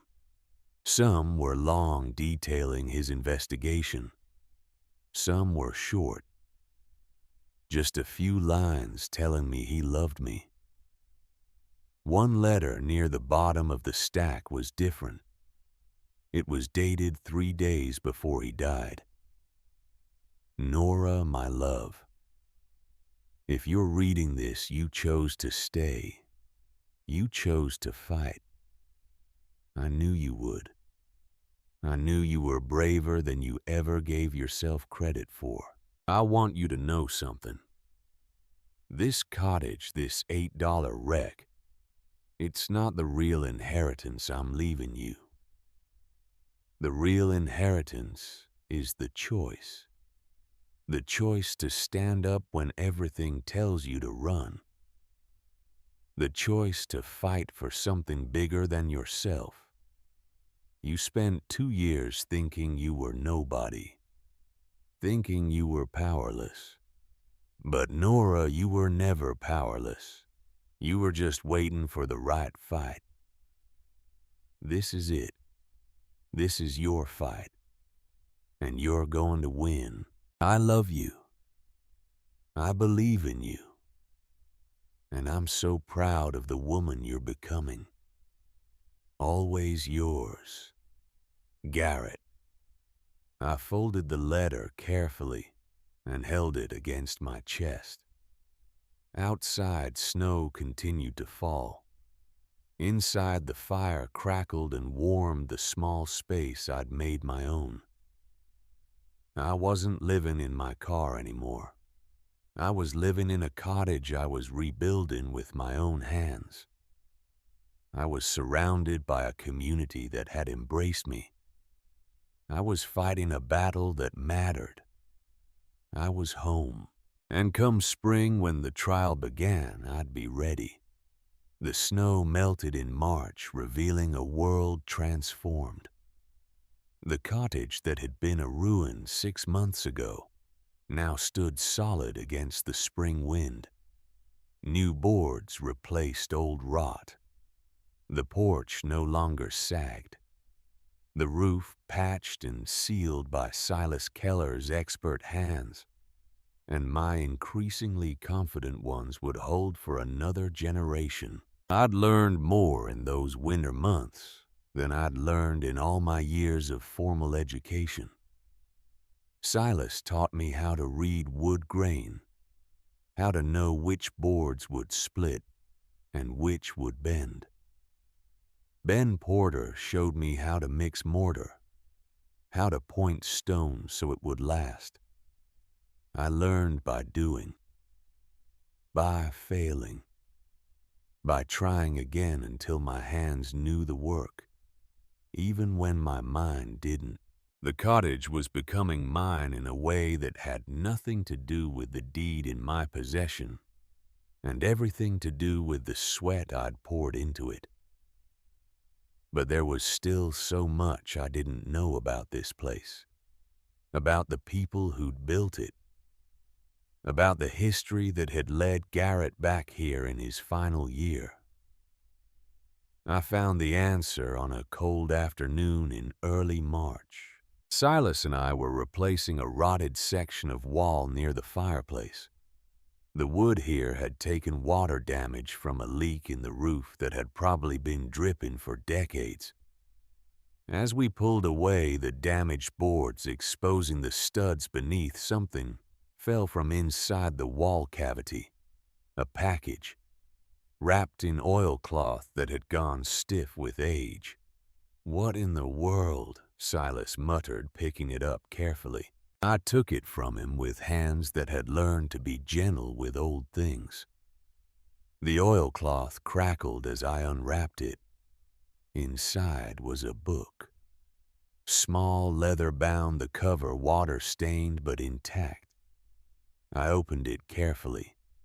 The first page, in elegant script that had faded to brown, read, "The Journal of Sarah Finch, Year of Our Lord 1887. "I'll be damned," Silas said softly. "That's the original Sarah, the one who built this place with her husband." That night, alone in the cottage with a fire burning and an oil lamp casting steady light, I read Sarah Finch's journal from beginning to end. She'd come to this valley as a young bride married to a man named Jonathan Finch. They'd bought the land for almost nothing because no one else wanted it. Too remote, too wild, too far from civilization. But they'd seen possibility where others saw hardship. Her entries documented everything. The brutal winter of their first year when they nearly starved. The spring when Jonathan broke his leg and she had to do all the heavy work herself. The loneliness that sometimes felt like it would swallow her whole. But she also wrote about beauty. About the way morning light hit the mountains and turned them gold. About the first wild strawberries she found growing near the creek. About the profound satisfaction of building a life with her own hands in a place that belonged to no one else. And she wrote about her garden. March 15th, 1888. Planted seeds today. Tomatoes, beans, squash, and sunflowers. Jonathan thinks I'm foolish for wasting space on flowers when we need every inch for food. But I need beauty too. I need something bright to look at when the work gets hard and the loneliness gets heavy. I need a reminder that we're not just surviving here. We're living. June 22nd, 1888. The first sunflower bloomed today. Bright yellow against all this green. Jonathan saw it and didn't say anything, but I caught him smiling. He understands now, I think. Sometimes the most practical thing is beauty, Sometimes what keeps you going isn't food or shelter. It's hope. And hope needs a symbol. Mine is yellow petals and a dark center facing the sun. I sat there with tears running down my face, understanding finally what Garrett had been trying to tell me. The sunflower wasn't just his signature. It was a legacy passed down through generations. A symbol of stubborn hope in hard places. Sarah Finch had planted it. Her children had kept it. And Garrett, 130 years later, had painted it on a shutter to tell me, we're still here. We're still hoping. We're still fighting. The trial was set to begin in 2 weeks. Arthur called to prepare me. The media will be there. This has gotten bigger than just Meadowbrook. Blackwood's case is making headlines. Developer accused of decade-long fraud scheme. It's the kind of story that sells papers. I don't care about the media. You should. They'll paint narratives, and Blackwood's lawyers will use that. They'll try to make you look like an opportunist, a gold digger, someone who manipulated a dying man. Let them try. Nora, Arthur's voice was serious. I've prepared questions for you. Straightforward ones about how you met Garrett, about your life together, about finding the cottage. But you need to be ready for their cross-examination. They'll be brutal. I'm ready. Are you? A pause. I've been doing this for 40 years. I've seen witnesses crumble on the stand. Strong people. People who thought they were ready. Arthur, I spent 2 years living in my car. I've rebuilt a cottage with my own hands.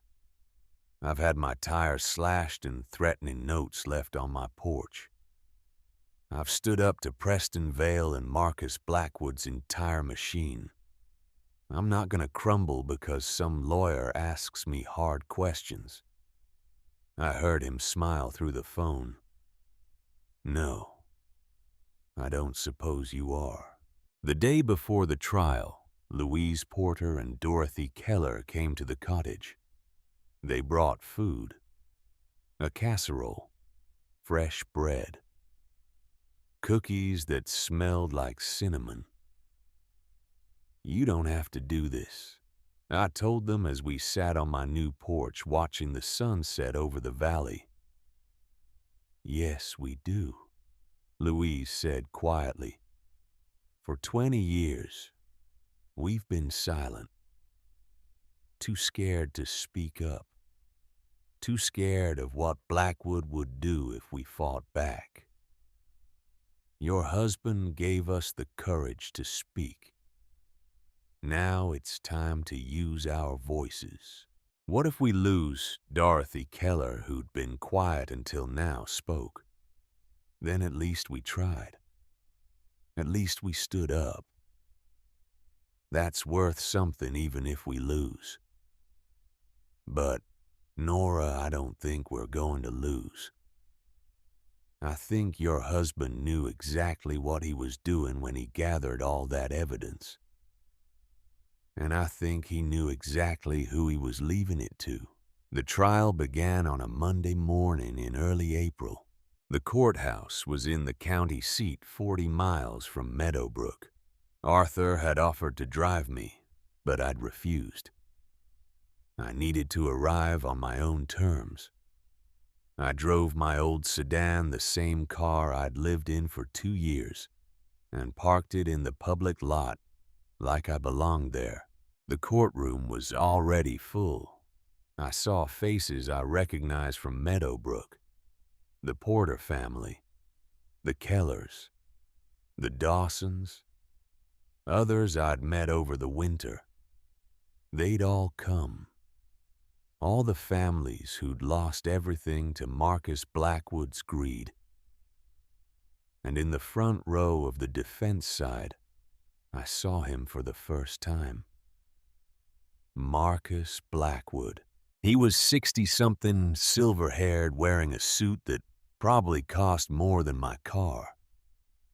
He had the kind of face that looked trustworthy, kind almost, like someone's grandfather. But when he turned and looked at me, his eyes were cold, calculating, empty of anything resembling human warmth. He looked at me the way you'd look at an insect, something small and annoying that needed to be crushed. I looked back at him and didn't flinch. The trial proceeded with the mechanical precision of legal proceedings. The prosecution laid out their case methodically, documented instances of fraud spanning 20 years, 15 families, millions of dollars in property seized through illegal means. They presented Garrett's evidence piece by piece, the recordings, the photographs, the financial records that showed shell companies and money laundering. The pattern was undeniable. Blackwood's defense team was expensive and good. They tried to poke holes, tried to suggest the evidence was circumstantial, tried to paint their client as an aggressive businessman, yes, but not a criminal. It might have worked if not for Richard Finch. Garrett's father took the stand on the third day of the trial. He looked like a man who'd aged a decade in the past year. Gray, thin, broken. Arthur had warned me this would be hard to watch. He's Garrett's father. No matter what he did, no matter how badly he failed, he's still the man who raised your husband. But when Richard Finch began to speak, I felt no sympathy, only a cold clarity. He told everything, how Blackwood had approached him 20 years ago with a proposal, how they'd worked together to systematically devalue properties through arson and sabotage, how they'd split the profits when Blackwood bought the land for pennies on the dollar. "Why did you agree to this?" the prosecutor asked. Richard Finch's voice was barely a whisper. "I had debts, gambling debts. Blackwood said he'd make them disappear if I helped him. And I was weak. I chose money over conscience. I chose saving myself over doing what was right. And when your son discovered what you'd done, I threatened him." Richard's voice broke. He was 17 years old, and he'd found evidence of what we'd done. And I told him if he ever spoke about it, he'd end up at the bottom of Whitman Lake. My own son. I threatened to kill my own son. The courtroom was silent. Even Blackwood's lawyers seemed unsure how to respond to that. "And now," the prosecutor asked, "why are you testifying now?" "Because my son is dead. And before he died, he came to me one last time. He was sick, dying. And he asked me to do one thing right in my miserable life. He asked me to tell the truth. So I'm telling it. Marcus Blackwood is a criminal. And I helped him. And we destroyed lives. And I can't take any of that back. But I can make sure he doesn't destroy anyone else." When Richard Finch stepped down from the stand, he looked at me, just for a moment. His eyes were wet. I didn't look away, but I didn't nod either. Didn't offer forgiveness. What he'd done to Garrett, to all those families, it wasn't mine to forgive. The families testified next. One by one, they told their stories. Louise Porter talked about watching her family's barn burn, about seeing the black truck leaving, about being too scared to report it. Silas Keller talked about his well-being poisoned, about losing his dairy farm that had been in his family for 3 generations. Each story was a piece of a larger picture, a pattern of systematic destruction orchestrated by one man. And then it was my turn. Arthur had prepared me, but standing up and walking to the witness stand still felt surreal. Every eye in the courtroom was on me, the jury, the judge, Marcus Blackwood, the families who'd put their hope in me. I placed my hand on the Bible and swore to tell the truth. Then I sat down and looked at Arthur. He asked me the questions we'd prepared. How I'd met Garrett. What our life together had been like. How he died, leaving me with nothing but debt. I answered clearly, honestly. No embellishment. Just the facts. And when you received the letter about the inheritance, what did you do? I was offered $100,000 to sell the property without ever seeing it. I almost took it. I was homeless, living in my car. That money would have changed my life. But you didn't take it. No, I wanted to see the property first. I needed to understand why Garrett had bought it. And what did you find when you arrived? A ruin. A cottage that was falling apart. And a sunflower painted on one of the shutters. Garrett used to paint sunflowers. It was his signature. When I saw it, I knew he'd been there. I knew this place had meant something to him. And then I found the ammunition can hidden under the floorboards, with letters addressed to me, and evidence. Everything Garrett had spent the last year of his life gathering. I looked at the jury as I spoke, made eye contact with each of them. My husband was dying. He was in pain. He could barely get out of bed most days. But he spent his time fighting for people he didn't know, for families he'd never met. Because it was the right thing to do. Arthur held up the ammunition can. Is this the box you found? Yes. And what was your reaction when you read your husband's letter and discovered what he'd done? I took a breath. This was the moment everything hinged on. I was offered $125,000 to walk away, to sell the property and disappear. No one would have blamed me. I could have had a new life. But you didn't. No, because that money was blood money. It was the price of silence, the cost of letting Marcus Blackwood win. And I couldn't do that. I couldn't let Garrett's last act of courage be for nothing. Then Blackwood's lawyer stood up for cross-examination. He was good, smooth. He tried to make me look unstable. Tried to suggest I'd manipulated Garrett. Tried to paint me as someone seeking revenge or money or attention. Isn't it true, Mrs. Hartley, that you stand to benefit financially from this lawsuit? Yes, if we win, I'll receive a settlement along with the other families.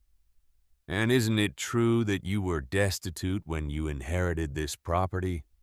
that you had significant financial motivation to pursue this case. I was homeless, I'm not anymore. But that's not why I'm here. Then why are you here? I looked at him, then at Marcus Blackwood, then at the jury. I'm here because my husband was dying and he spent his last year fighting for strangers. He could have spent that time with me. He could have spent it making memories or traveling or doing anything else. But he chose to fight for people who'd lost everything. He chose justice over comfort. And I'm just trying to finish what he started. The lawyer tried again. Mrs. Hartley, isn't it possible you're allowing grief to cloud your judgment? That you're pursuing this case not because your husband was a hero, but because you're unable to let him go? Something inside me went very still. My husband was a hero, I said quietly. Not because he fought some big dramatic battle, but because when he could have stayed silent and safe, he chose to speak up. When he could have protected himself, he chose to protect others. That's what heroes do. They choose right over easy. I looked at the jury again. And as for letting him go, I'll never let him go. His courage lives in me now. It lives in every nail I've hammered into that cottage. It lives in every family sitting in this courtroom who found their voice because he gave them proof. You can't let go of something like that. You can only honor it. The courtroom was silent when I finished. Blackwood's lawyer had no more questions. The trial lasted another week. Closing arguments were made. The prosecution tied together all the threads. The defense tried to create reasonable doubt, but the evidence was overwhelming. Garrett had been thorough, meticulous. He'd built a case so airtight that even the best lawyers couldn't find a way through. The jury deliberated for 6 hours. I wasn't in the courtroom when the verdict came in. I was at the cottage doing what I did every day, working. I was sanding the floorboards in the bedroom, trying to bring back the original wood grain, when my phone rang. Arthur's voice was thick with emotion. Guilty.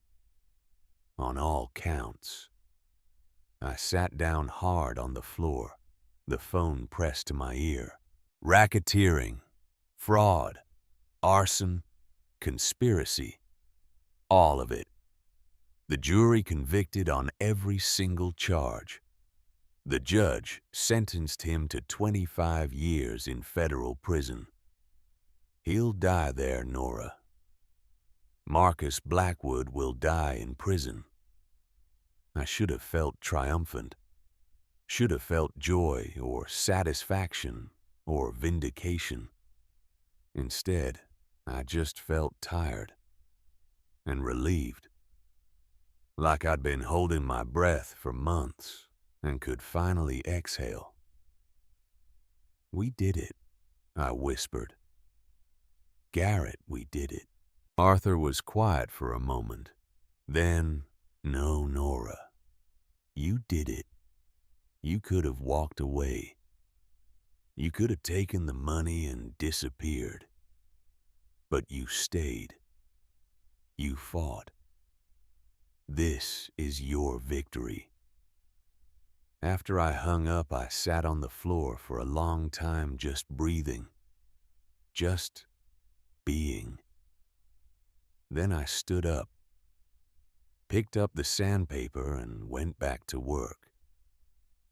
The civil settlement came through 3 months later. The court had placed a lien on all of Blackwood Enterprises' assets. The golf resort project was dead. The company was being liquidated to pay restitution to the families who'd been defrauded. Each family received compensation, not enough to erase the pain or bring back what they'd lost, but enough to rebuild, to start over, to have a chance. My portion was substantial, more money than I'd ever imagined having. I could have done anything with it.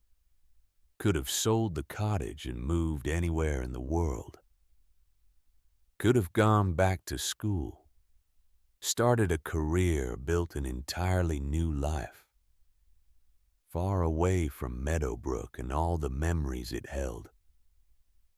But when I thought about leaving something in my chest, tightened with a feeling I'd learned to recognize as wrong, this place had saved me. This cottage, this valley, these people. They'd given me back to myself, given me purpose and community, and a reason to wake up every morning. How could I leave that Silas came by one afternoon while I was finishing the kitchen window installation? The same window Garrett had described in his letters, the one that looked out over the pine trees toward the mountains. "Heard you got your settlement," he said, handing me a level to check my work. "Yes. Figure you'll be moving on soon. Back to the city, maybe. Somewhere with more opportunity for a young woman." I looked at him, at his weathered face and kind eyes, at the cottage around us that we'd rebuilt together. "I'm not going anywhere, Silas. This is home." His face broke into the biggest smile I'd ever seen him wear. "Good. Because this valley needs people like you. People who fight. People who stay." I used the settlement money to finish the restoration properly. Not just the cottage, but the land around it. I cleared the overgrown brush, repaired the well structure, planted a garden, and in the front corner of that garden, I planted sunflowers from seeds Dorothy Keller gave me.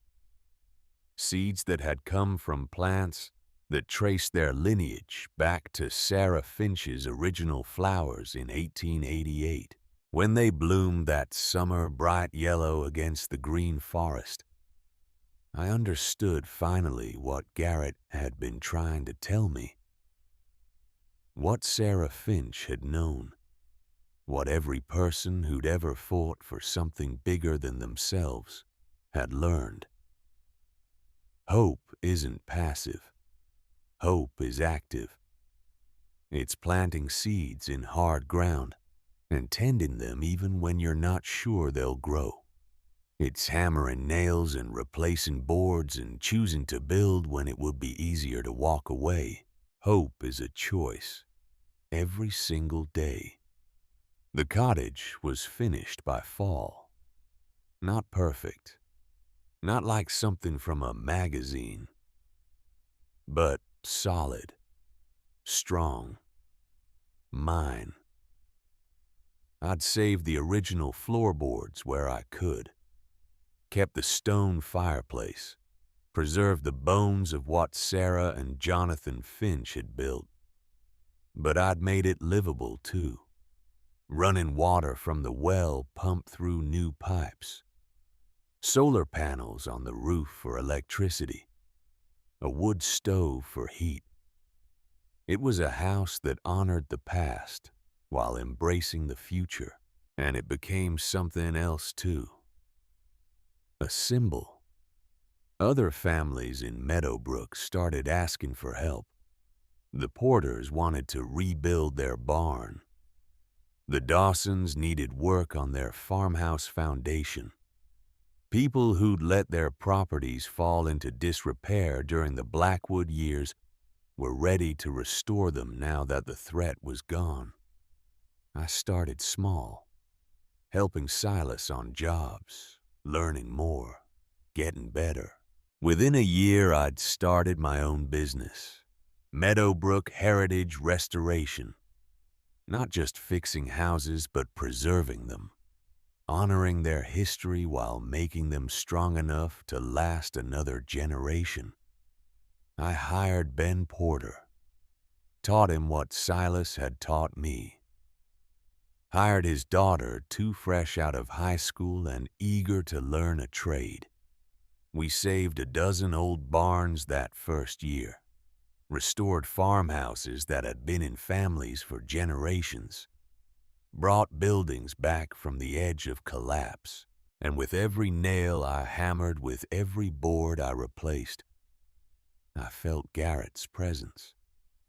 Not as a ghost, not as something haunting me, but as a foundation, a solid base I was building on. I never remarried. People asked sometimes, especially as the years passed. But my love for Garrett wasn't something that needed replacing. It was a part of who I'd become, a quiet constant that shaped my decisions and gave me strength. I kept his letters in the ammunition can. Sometimes on quiet evenings I'd take them out and read them. They didn't make me sad anymore. They made me grateful. Grateful for the time we'd had. Grateful for the courage he'd given me. Grateful for the life he'd made possible. The years passed. The cottage aged well, growing into its bones. The garden flourished. The sunflowers came back every summer, taller and brighter. Meadowbrook changed too. Slowly. The fear that had hung over the valley for 20 years lifted. People started talking to each other again. Started trusting again. The town that had been dying started hesitantly to come back to life. I became part of the fabric of the place, not as an outsider, not as the widow who'd fought Marcus Blackwood, just as Nora, the woman who fixed old houses and taught young people trades and showed up when her neighbors needed help. I bought a pickup truck to replace my sedan, adopted another dog when Finch got old so he'd have company, built a workshop behind the cottage where I could store tools and materials, built a life.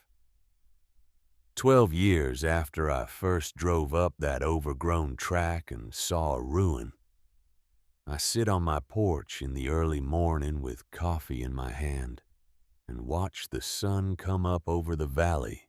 The porch boards are solid under my feet. Douglas fir, sealed and sanded, built to last. I know because I built them myself.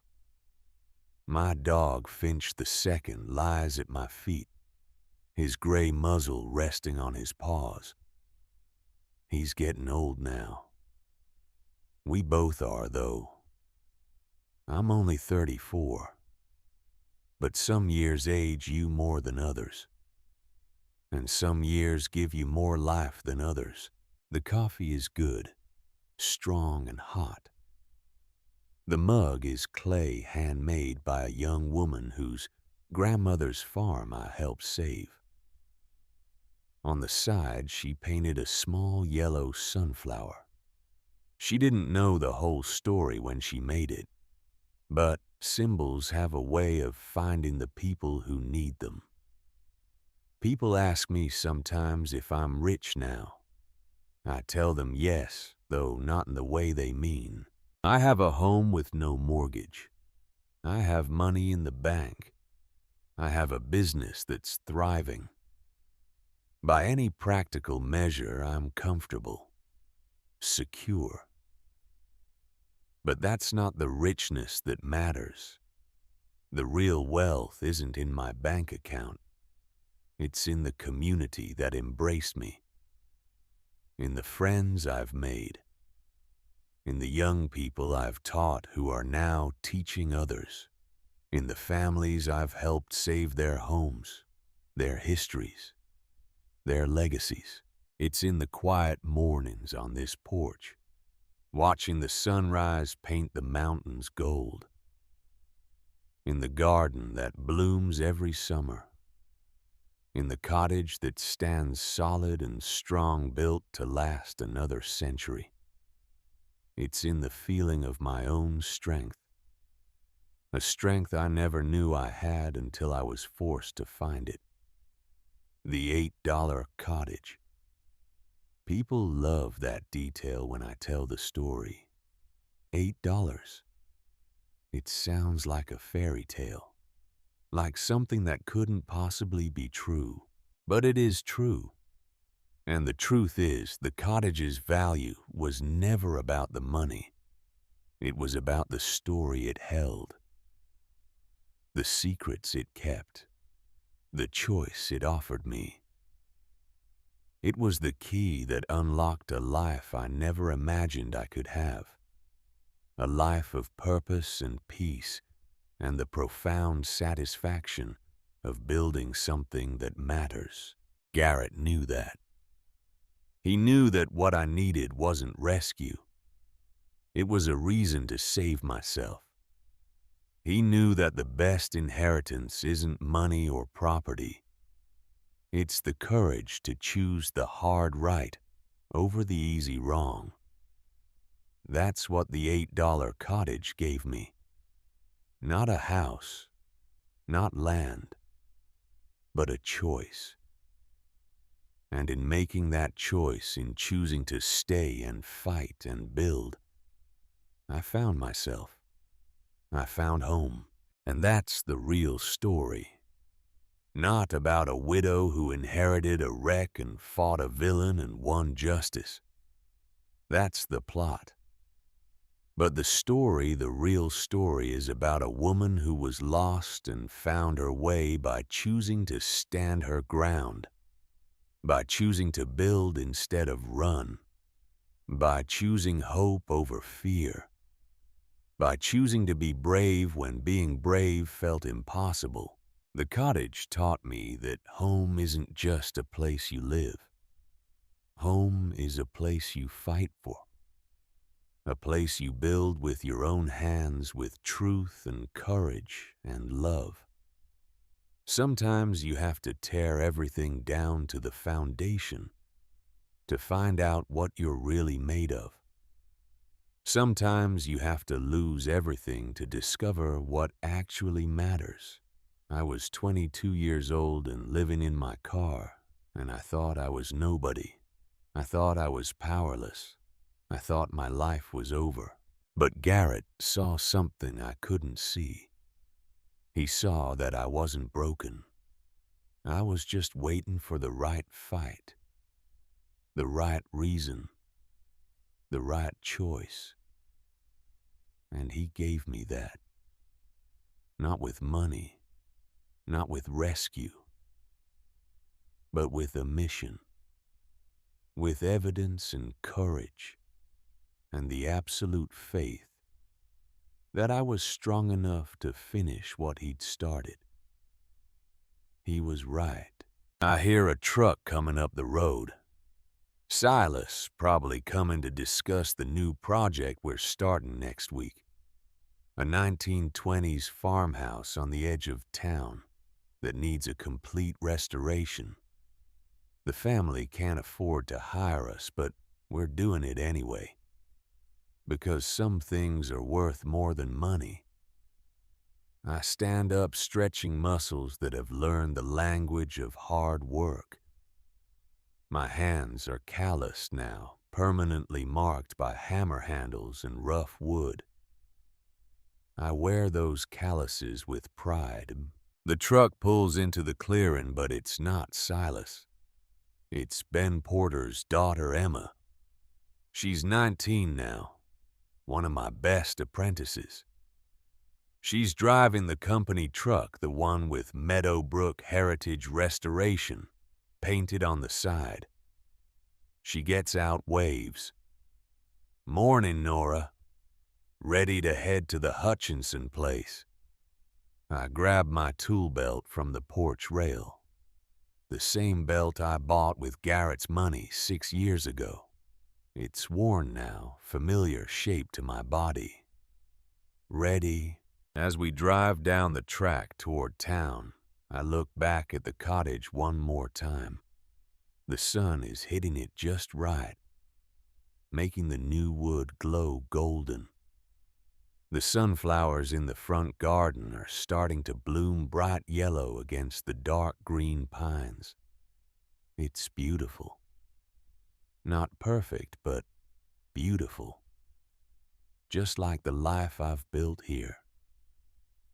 People sometimes ask what the $8 cottage taught me. They want some pithy wisdom, some neat moral. But the truth is more complex than that.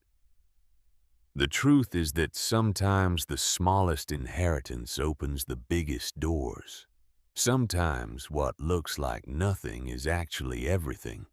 Sometimes the things that cost the least are worth the most. The cottage taught me that you can rebuild anything if you're willing to do the work. That foundations matter.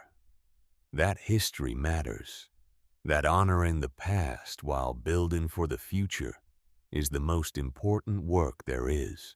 It taught me that courage isn't the absence of fear. It's choosing to act despite the fear.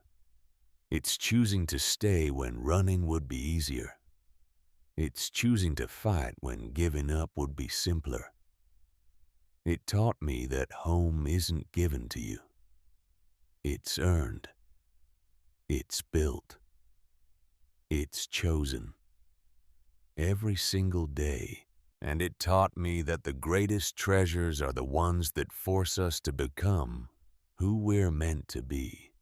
The legacies that don't make us rich in dollars, but rich in spirit. Rich in ways no amount of money can buy. Garrett left me an $8 cottage and a choice. I chose to stay. I chose to fight. I chose to build. And in making that choice, I found everything I'd been looking for without knowing I was looking. I found purpose. I found community. I found strength I didn't know I had. I found home. And 12 years later, driving through the valley with the morning sun warm on my face, and work waiting for me and a life full of meaning stretching out ahead, I know with absolute certainty that I made the right choice. The cottage was never worth $8. It was never worth $100,000. It was worth exactly what I put into it. My sweat, my courage, my heart, my choice to be brave. And that's priceless. That's the inheritance Garrett really left me. Not property, not money, but the chance to discover who I could become if I was brave enough to try.